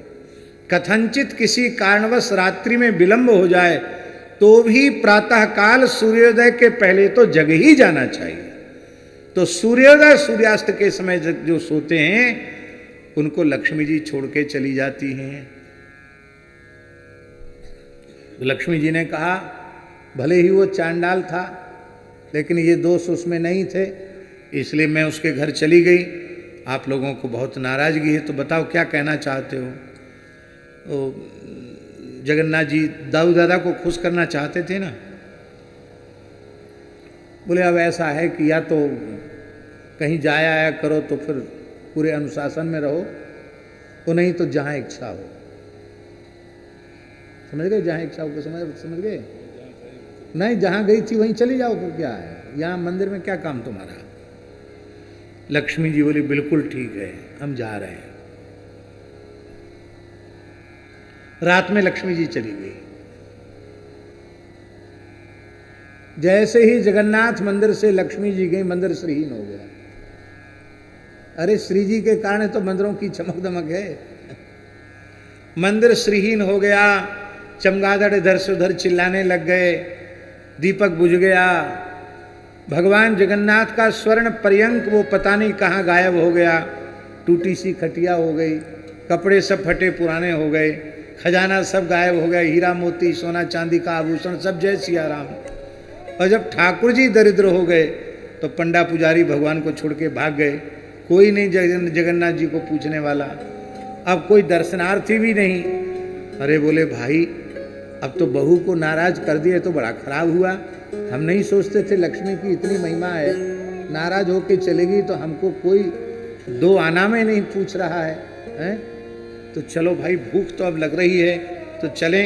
ये मधुर लीला है भगवान की, इसमें ऐश्वर्य भाव मत घुसेड़ना। तो भगवान ने साधु का भेष बनाया। हम लोगों जैसे साधु महात्मा कोई बैठ के कहीं मांगने लग जाएं, लोग कहेंगे महात्माओं का भिक्षा पर अधिकार है। तो बैठ गए समुद्र के किनारे, जहाँ कुछ लोग बैठे थे भिक्षुक, कि कोई दयालु आकर कुछ खाने को दे जाए। कपड़ा ऐसे डाल रहे थे, कोई दयालु आया, समुद्र नहा के उसने कुछ धान का लावा होता है ना, क्या कहते हैं उसको, यहाँ क्या बोलते हैं? लावा ही बोलते हैं, लाजा लावा। तो धान का लावा वो जगन्नाथ जी ने अपना कपड़ा फैलाया, दाऊ दादा ने कपड़ा फैलाया, तो धान का लावा उसमें भर दिया। बोले चलो लावा ही खा के गुजारा करेंगे। तब तक लक्ष्मी जी ने पवन देव को आज्ञा दिया, उड़ा ले जाओ सब लावा। हवा चली, सब लावा उड़ गया। अरे बोले भाई वाह, ये तो बड़ी विचित्र बात है, एक अन्न का कण भी नहीं मिलेगा। सब रसोइया चले गए, कहीं कुछ नहीं। तब चले तो अब लक्ष्मी जी वहां से ही नहीं, सबके यहां से नाराज, सबकी ऐसी हालत थी। अब वो लक्ष्मी जी को कहा ना जहां गई थी वहीं चली जाओ। लक्ष्मी जी वहां तो बढ़िया आनंद था, वहां खूब चकाचक आनंद हो रहा था उसके घर में। तो लक्ष्मी जी वहां फिर पहुंच गई। जगन्नाथ जी और दाऊ दादा वहां पहुंच गए। बोले भिक्षाम देही। तो गृह स्वामिनी ने कहा महाराज मैं अमुक हूँ, आपको भिक्षा देने योग्य हूँ कि नहीं हूँ, भीतर आ जाओ। बोले नहीं अब कोई बात नहीं, आपद धर्म है, हमको भूख लगी है और हमारे घर में सब पवित्र है, कोई अशुद्ध अखाद्य अपेय हमारे घर में नहीं आता, वैसे तो सब पवित्र है लेकिन मैं अमुक हूँ, आपको खिलाने योग्य हूँ कि नहीं, ये बात है। तो भगवान बोले कोई बात नहीं, भूख लगी है, खा लेते हैं, जो होगा सो देखा जाएगा। दाऊजी और श्री जगन्नाथ जी बैठ गए और स्वयं भगवती महालक्ष्मी भीतर रसोई बना रही है और घूंघट काट कर वही परोस रही है। तो जैसे ही मुख में ग्रास दिया, जगन्नाथ जी ने दाऊजी की ओर देखा, दाऊजी ने जगन्नाथ जी की ओर देखा, कहा क्यों टुकुर मुकुर देख रहे हो भाई साहब? अरे बोले भाई साहब ये तो स्वाद बहू के हाथ का है, ये तो लक्ष्मी जी बना रही हैं, लक्ष्मी जी हैं भीतर। तो वाह, अब मनाओ, बहू को ले चलो मना करके। तो रसगुल्ला खिला खिला करके लक्ष्मी जी को मनाया और ले गए। आज भी जगन्नाथपुरी में ये लीला होती है, भगवान लक्ष्मी जी को मना कर ले जाते हैं। लक्ष्मी जी ने कहा हम ऐसे नहीं चलेंगे, अब तक ये क्षेत्र जगन्नाथ क्षेत्र, लेकिन आज के बाद ये क्षेत्र श्री क्षेत्र माना जाए। तो जगन्नाथपुरी को, मंदिर को श्री क्षेत्र कहा जाता है। और भगवान ने कहा, लक्ष्मी जी ने कहा यहाँ पुरी में नील चक्र की छाया में ध्वजा के निकट मंदिर परिसर में श्री क्षेत्र में कोई भी आकर बैठकर आपका प्रसाद ग्रहण करे, उसके अनंत जन्मों के पाप तत्काल नष्ट हो जाएं और वह आपके नित्य धाम की प्राप्ति का अधिकारी हो जाए, भले ही उसका कोई साधन न हो। भगवान ने कहा एवं वस्तु, यहाँ प्रसाद में कोई दोष स्पर्श न करे, सभी मनुष्य एक साथ बैठकर प्रसाद पा सकें, यहाँ प्रसाद में जूठे का विचार न हो। लक्ष्मी जी ने वर मांगा। आज भी जगन्नाथपुरी में दिखाई पड़ता। जगन्नाथपुरी वाला अपने ठाकुर जी का जो जगन्नाथपुरी में आश्रम है वो बिल्कुल श्री क्षेत्र में ही है। जो श्री क्षेत्र की शास्त्रीय परिधि है महाराज जी, उस श्री क्षेत्र की परिधि में बिल्कुल अपने ठाकुर जी का छोटा ही स्थान है। श्री मलुक जगन्नाथ जी विराजमान हैं। तो हम लोग तो ऐसे कि वहाँ मंदिर अपने स्थान की छत पर बैठते हैं तो मंदिर में कौन घुस रहा कौन निकल रहा उसको देख लेते हैं, इतने निकट है भगवान जगन्नाथ का मंदिर। तो लक्ष्मी जी की महिमा सब जगह है, आज भी लक्ष्मी जी का साम्राज्य सब जगह है। लक्ष्मी जी ने कहा इंद्रो विवस्वान सोमश्च विष्णुरापोग्निरेव च। इंद्र, विवस्वान, सूर्य, चंद्रमा, विष्णु, वरुण, अग्नि, ये सबके सब मेरी कृपा चाहते हैं कि ये सब चाहते हैं कि मैं इनमें निवास करूं, और मैं स्वयं प्रार्थना करके आई हूं कि आप मुझे अपने में निवास दीजिए। गाव ऊचहु, गायों ने कहा अध्रुवा चपला चत्वम सामान्या बहुविस्सह नत्वामिच्छामि भद्रम ते गम्यताम यत्र रंससे।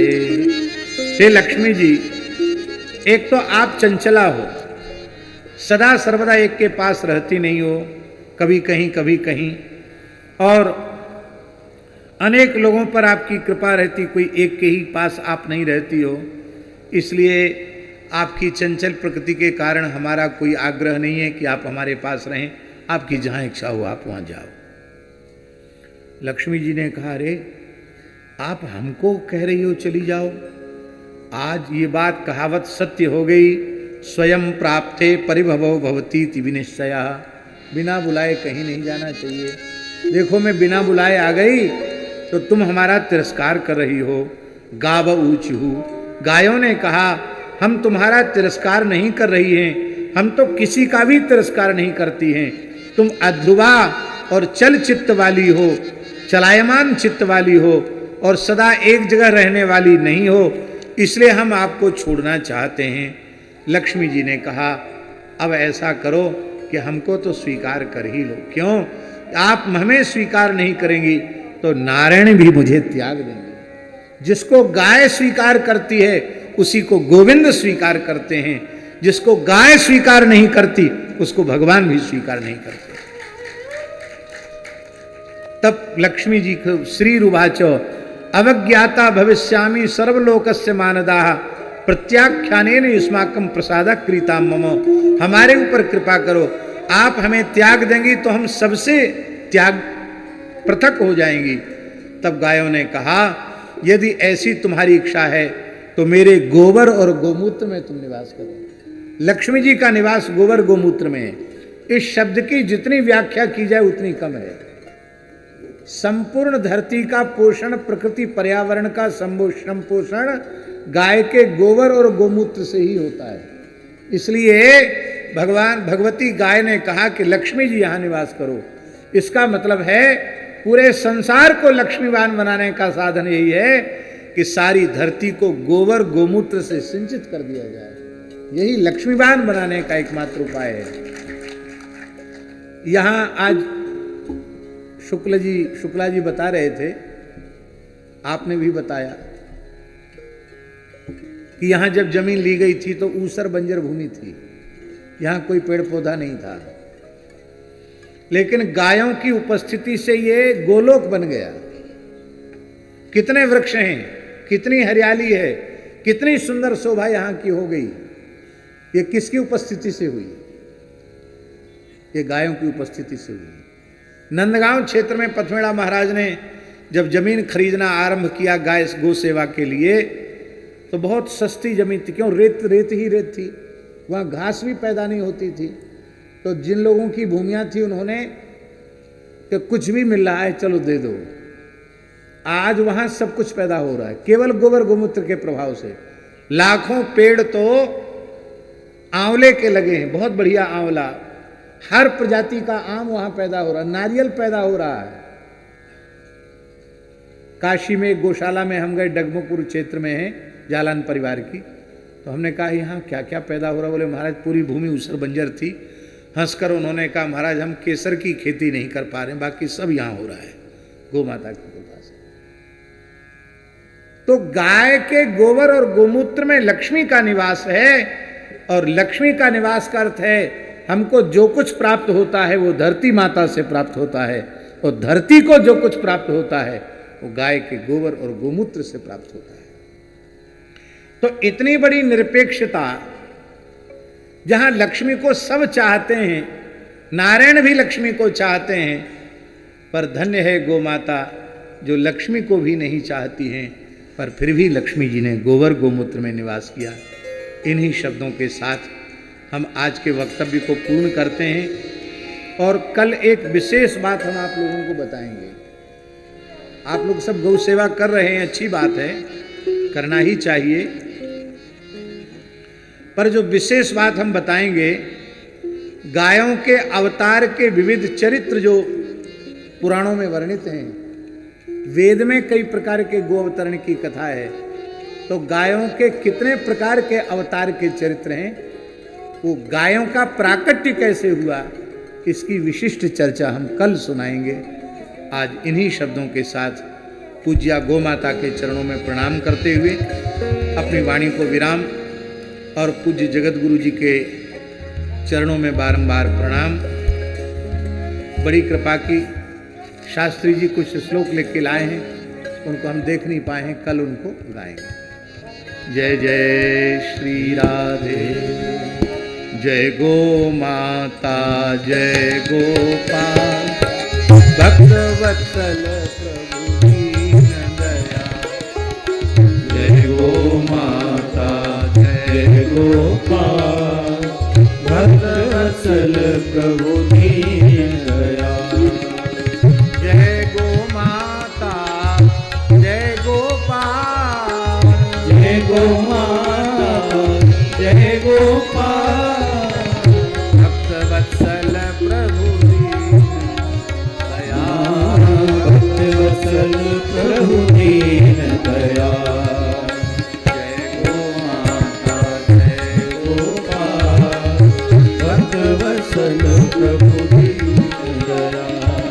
जय गो माता, जय गोपाल, भक्त वत्सल प्रभु दीन दयाल।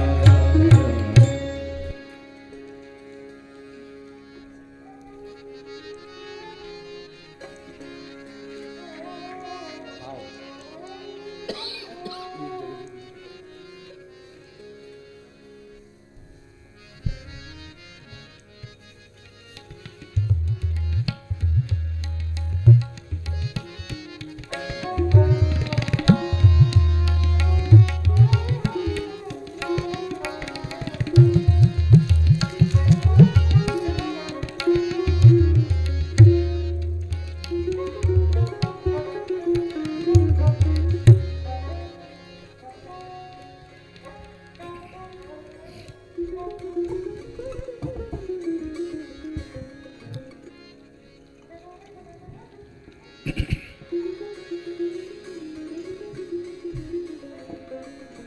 राम।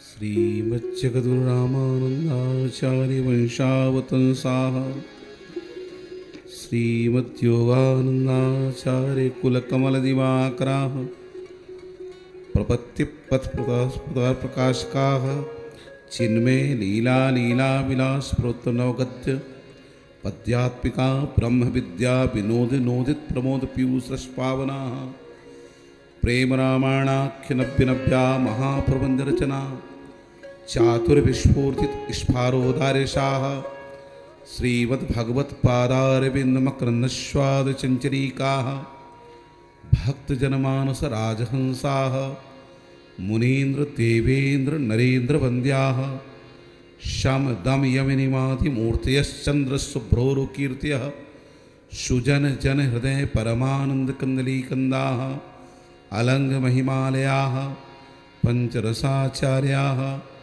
श्रीमद्राम हर्षण स्वामी वर्याः विजयन्ते तरम्। श्री राम जय जय राम। श्री राम जय जय राम।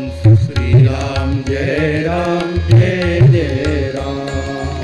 श्री राम जय जय राम। श्री राम जय जय राम।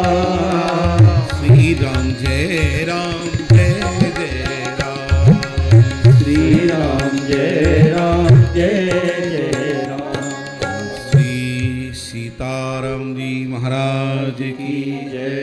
श्री युगल सरकार की जय। श्री हनुमंत लाल जी महाराज की जय। श्री सद्गुरुदेव भगवान की जय। श्री वसावन मामा धाम की जय। श्री गौ माता की जय। श्री मलुक पीठाधीश्वर भगवान की जय। श्री अग्रपीठाधीश्वर भगवान की जय। श्री वृंदावन धाम की जय। जय जय श्री सीताराम।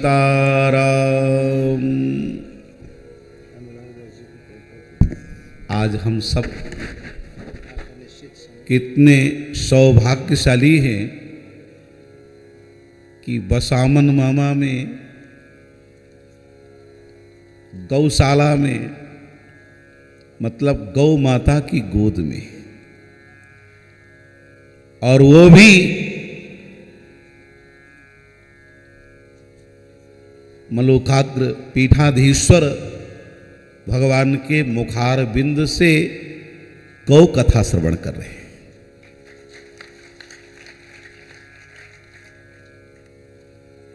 हमारे श्री भैया जी ने एक दोहा लिखा है महाराज जी श्री किशोरी जी के लिए।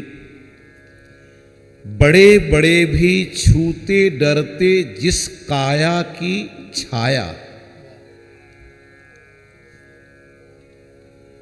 जिस काया की छाया को बड़े बड़े छूते डरते हैं, ऐसे ही जिन महापुरुष का दर्शन दुर्लभ है वो महापुरुष आज इस जंगल में बैठे हैं।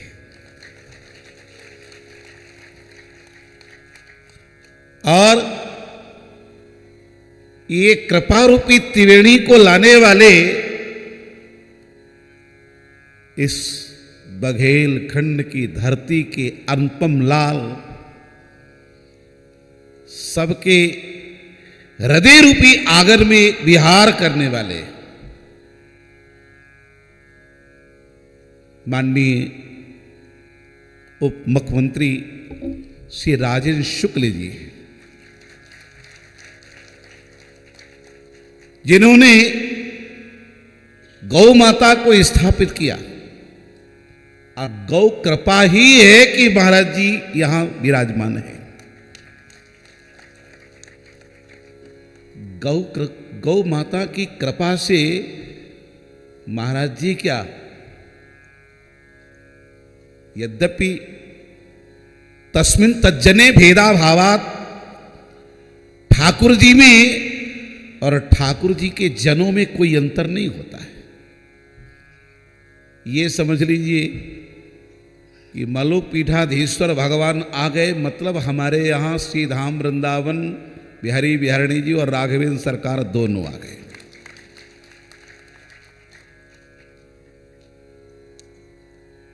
और हमारे भूतपूर्व विधायक इस परिक्षेत्र के महाराज जी बड़े ही धार्मिक,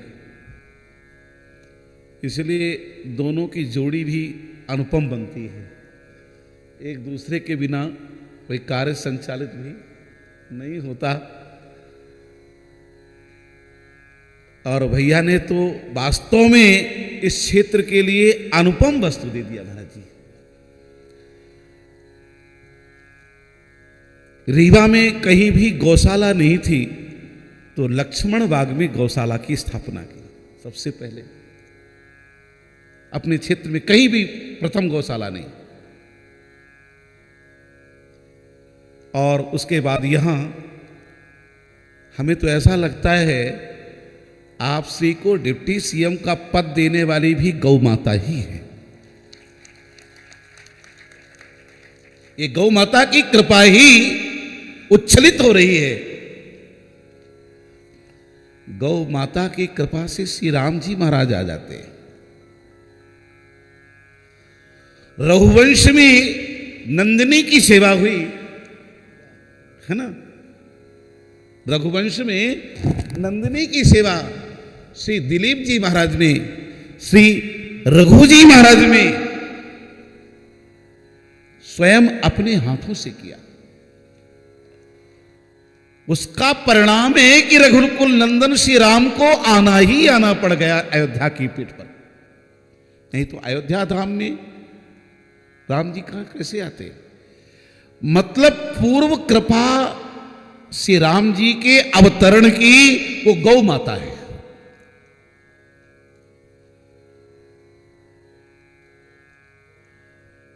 गौ माता का आश्रय ले लिया जाए तो ठाकुर जी भी रुष्ट होने के बाद भी शांत हो जाते हैं।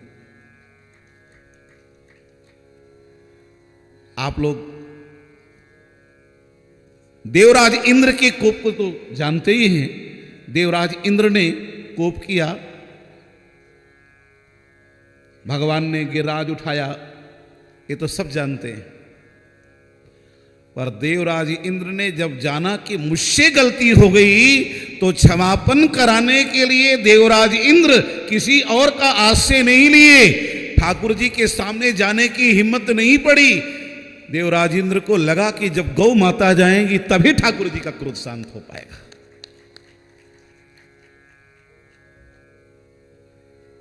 और गौ माता ने अपने दुग्ध से ठाकुर जी का स्वयं अभिषेक किया। इसीलिए ठाकुर जी का नाम भी गोविंद पड़ा है ना। गांव बिंदतिथि गोविंदा। गौ माता कोई सामान्य देवी नहीं है, कोई सामान्य पशु नहीं है। गौ माता के शरीर में 33 करोड़ देवता, 33 कोटि देवता, जो मान लीजिए। आजकल इसी में लोग बड़ा विवाद कर रहे हैं, 33 करोड़ की 33 कोटि है ना प्रकार। भाई एक सामान्य सा मुख्यमंत्री प्रधानमंत्री कोई आता है तो कितनी फौज लग जाती है। और जब हमारे ठाकुर जी पधारेंगे तो क्या 2-4 से काम होगा। जो 4 देवताओं से काम नहीं होगा। इसलिए अगर 33 करोड़ कहते हैं तो भी कम नहीं है, और 33 कोटि माने प्रकार, 33 प्रकार से देवता अगर हैं तो भी ठीक है। वो भी 33 कोटि माने असंख्य सेवक। अरे भाई उनकी तो इच्छा से प्रकट हो जाते हैं। उपजे ही जासु अंशते नाना संभ विरंचि विष्णु भगवाना। रकारात जायते ब्रह्मा, रकारात जायते हरि, रकारात जायते शंभु, रकारात सर्वशक्त्या। जिनके अंश मात्र से ब्रह्मा विष्णु महेश सभी उत्पन्न होते हैं, वही तो ठाकुर जी हैं। और वो ठाकुर जी कहाँ रहते हैं? अभी महाराज जी ने तो सुनाया ही कि भगवान नारायण की भी, बलदाऊ जी की, कन्हैया की भी दुर्दशा हो गई महाराज, क्योंकि लक्ष्मी जी रुष्ट होकर के चली गई। और लक्ष्मी जी कहाँ रही? गोबर में और गौमूत्र में। और हमको तो स्वयं दिखाई भी देता है। महाराज श्री आज विश्व में संतों में प्रथम स्थान प्राप्त कर चुके हैं। जितने भी भारत में महापुरुष हैं, प्रथम स्थान है। सामान्य महापुरुष नहीं, महाराज श्री को भी प्रथम स्थान दिलाने वाली वो गौ माता ही है। गौ कृपा, क्योंकि महाराज श्री के जीवन का ध्येय गौ माता। हम तो यही देख रहे हैं कि यहां गौ माता की किस कृपा सहज बरस रही है। अभी महाराज जी कह ही रहे थे कि यहां इतनी जितनी हरियाली है सब गौ माता की कृपा से हुई है। अरे गौ माता की कृपा से केवल यही हरियाली नहीं होती है, गौ माता की कृपा हो जाती तो महाराज हृदय में भी हरियाली हो जाती है। सूझे रामचरितमणि माणिक, गौ माता की कृपा हो जाए तो साक्षात श्री राम जी महाराज का दर्शन हो जाता है महाराज। और कितने महापुरुषों ने भागवत दर्शन गौ माता की सेवा से किया। उपमन्यु जी उपनिषद में एक सिद्ध प्रमाण है, गुरुदेव की आज्ञा हुई कि जाओ गौ सेवा करो। ब्रह्म विद्या प्राप्त करने के लिए आए थे, गौ सेवा करो। गौ सेवा करते करते एक दिन पूछ लिया गुरुदेव ने, कहो भाई क्या खाते हो, क्या पीते हो? कहा गुरुदेव बस गायों का दूध पी लेता हूं। अरे राम राम, बछड़ों का भाग ले लेते हो? अच्छा, हम लोग भी गायों का भाग खा लेते हैं। हमारे यहां पहले सनातन धर्म की ये परंपरा थी, वेदोक्त प्रमाणोक्त परंपरा है कि सबसे पहले गौ माता का ही ग्रास निकाला जाए। और आज अब गौ माता का ग्रास नहीं निकाला जाता है, सबसे पहले स्वयं भोजन कर लिया जाता है। माने हम गौ ग्रास भी खा जाते हैं आज। तो ये गौ सेवा हमारी नहीं हो पा रही है।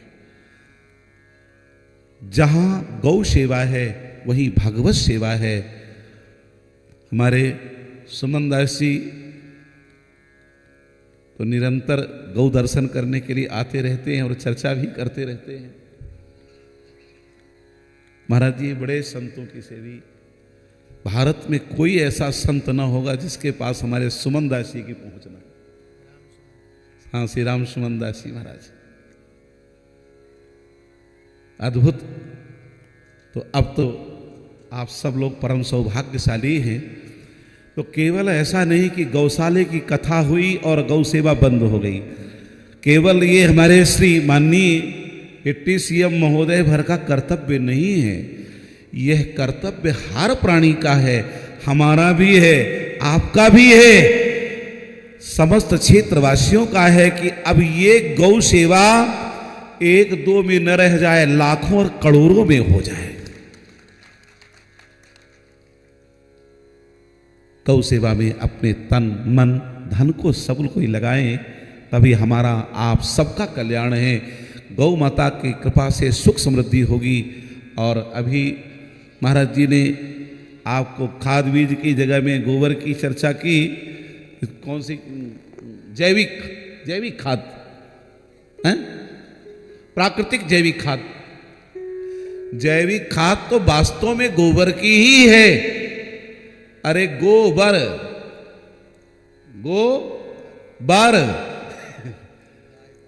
है ना, माने गाय का वरदान है। और जीवन में अगर कोई वर लेना है, अर्थात श्रेष्ठ वर माने श्रेष्ठ बनना है, तो गौ माता की चरणों का आश्रय ले लो, अपने आप ही सेठ बन जाओगे। तो भैया हम सब लोग जैविक खाद, रासायनिक खाद को छोड़ करके उपयोग करें गौ माता के गोबर से प्राकृतिक खाद, यानी जो गौ माता के गोबर से, गौमूत्र से निर्मित होती है। और हम सब गौ माता के ही लाल हैं क्योंकि हम सब ने गौ माता का ही दुग्ध पान किया है।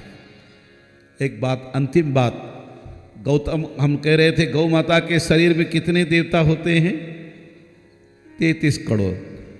अगर 33 करोड़ मंदिर बनाना चाहे तो जीवन में बना सकते हैं क्या? नहीं बना सकते। पर एक गौ माता की सेवा कर लिया जाए तो एक गौ माता की सेवा से 33 करोड़ देवताओं के मंदिर बनाने का लाभ, सेवा करने का लाभ प्राप्त हो जाएगा, सहजता से होगा।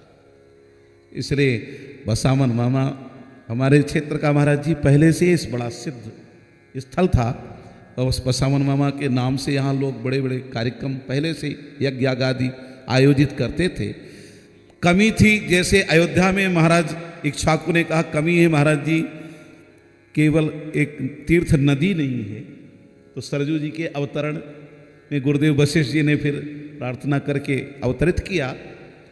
ऐसे ही बसामन मामा में कमी थी तो गौशाले की कमी थी, उसको भी हमारे डिप्टी सीएम महोदय, हमारे श्री भैया राजेंद्र शुक्ल जी ने उसको भी परिपूर्ण कर दिया।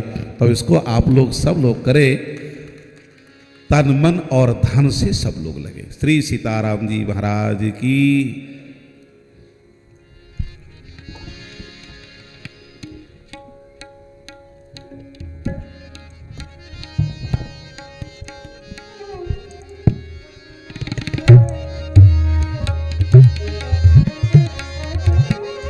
श्री सीताराम।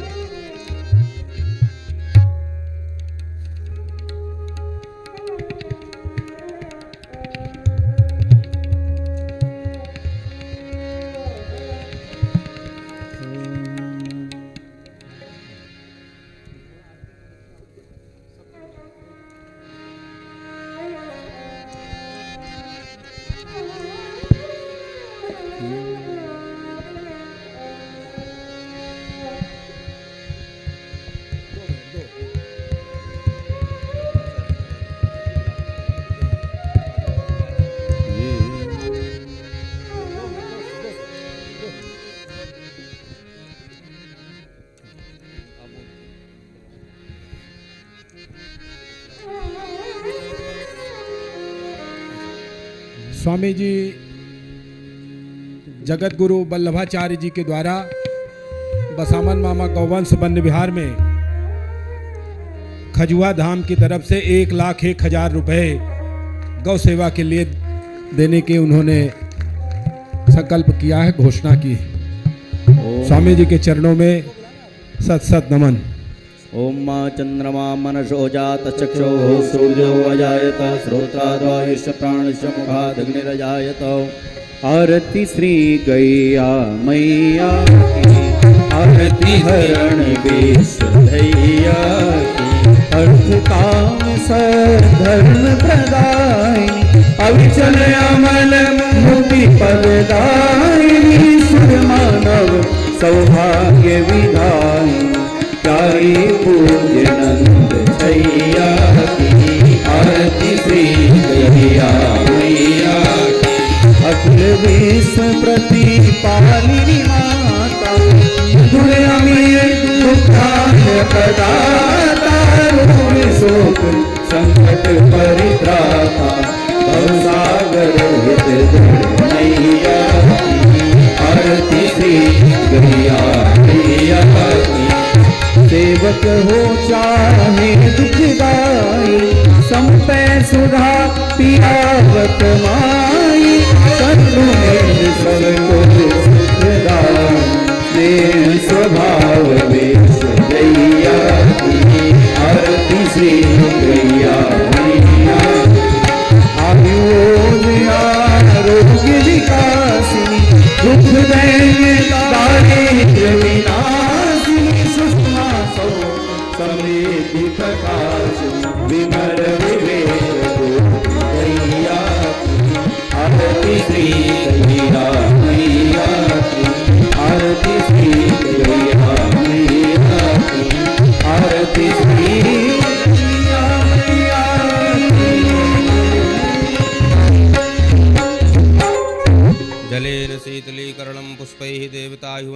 आरोग्यार्थे स्वात्माभिवन्दनम् आरार्तिक्यं समर्पयामि। आरार्तिग्रहणं हस्तौ प्रक्षाल्य मन्त्रपुष्पाञ्जलिः। ॐ मा जग्नेन जग्नमयजन्त देवास्तानि धर्माणि प्रथमान्यासन्नाते हनाकं महिमानः। सचन्त यत्र पूर्वे साध्याः सन्ति देवाः। सेवन्तिका वकुलचम्पकपाटलाब्जै पुन्नागजादिकरवेलरसालपुष्पै बिल्वप्रवालतुलसीदलमञ्जुरेभिस्त्वां पूजयामि जगदीश्वर मे प्रसीद। नानासुगन्धिपुष्पाणि यथा कालोद्भवानि जा पुष्पाञ्जलिर्मया दत्त गृहाण परमेश्वर। मन्त्रपुष्पाञ्जलिं समर्पयामि। ग्रन्थाधिष्ठातृ श्री सुरभिदेव्यै नमः। जगज्जननी यज्ञेश्वरी पूज्या गौ माता की, अखिल गौ वंश की, श्री वृंदावन बिहारी लाल की, श्री गोवर्धन नाथ की, श्री सीतारामचंद्र भगवान की, श्री हनुमंत लाल जी महाराज की, आज के आनंद की। जय जय श्री सीताराम, जय जय श्री राधे श्याम। नमः पार्वती पतये, हर हर महादेव।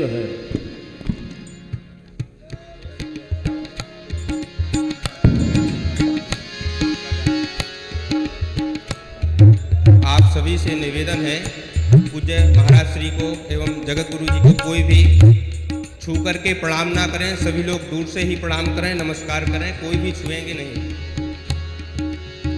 जय गो माता, जय गो माता, भक्त वसन प्रभु दीन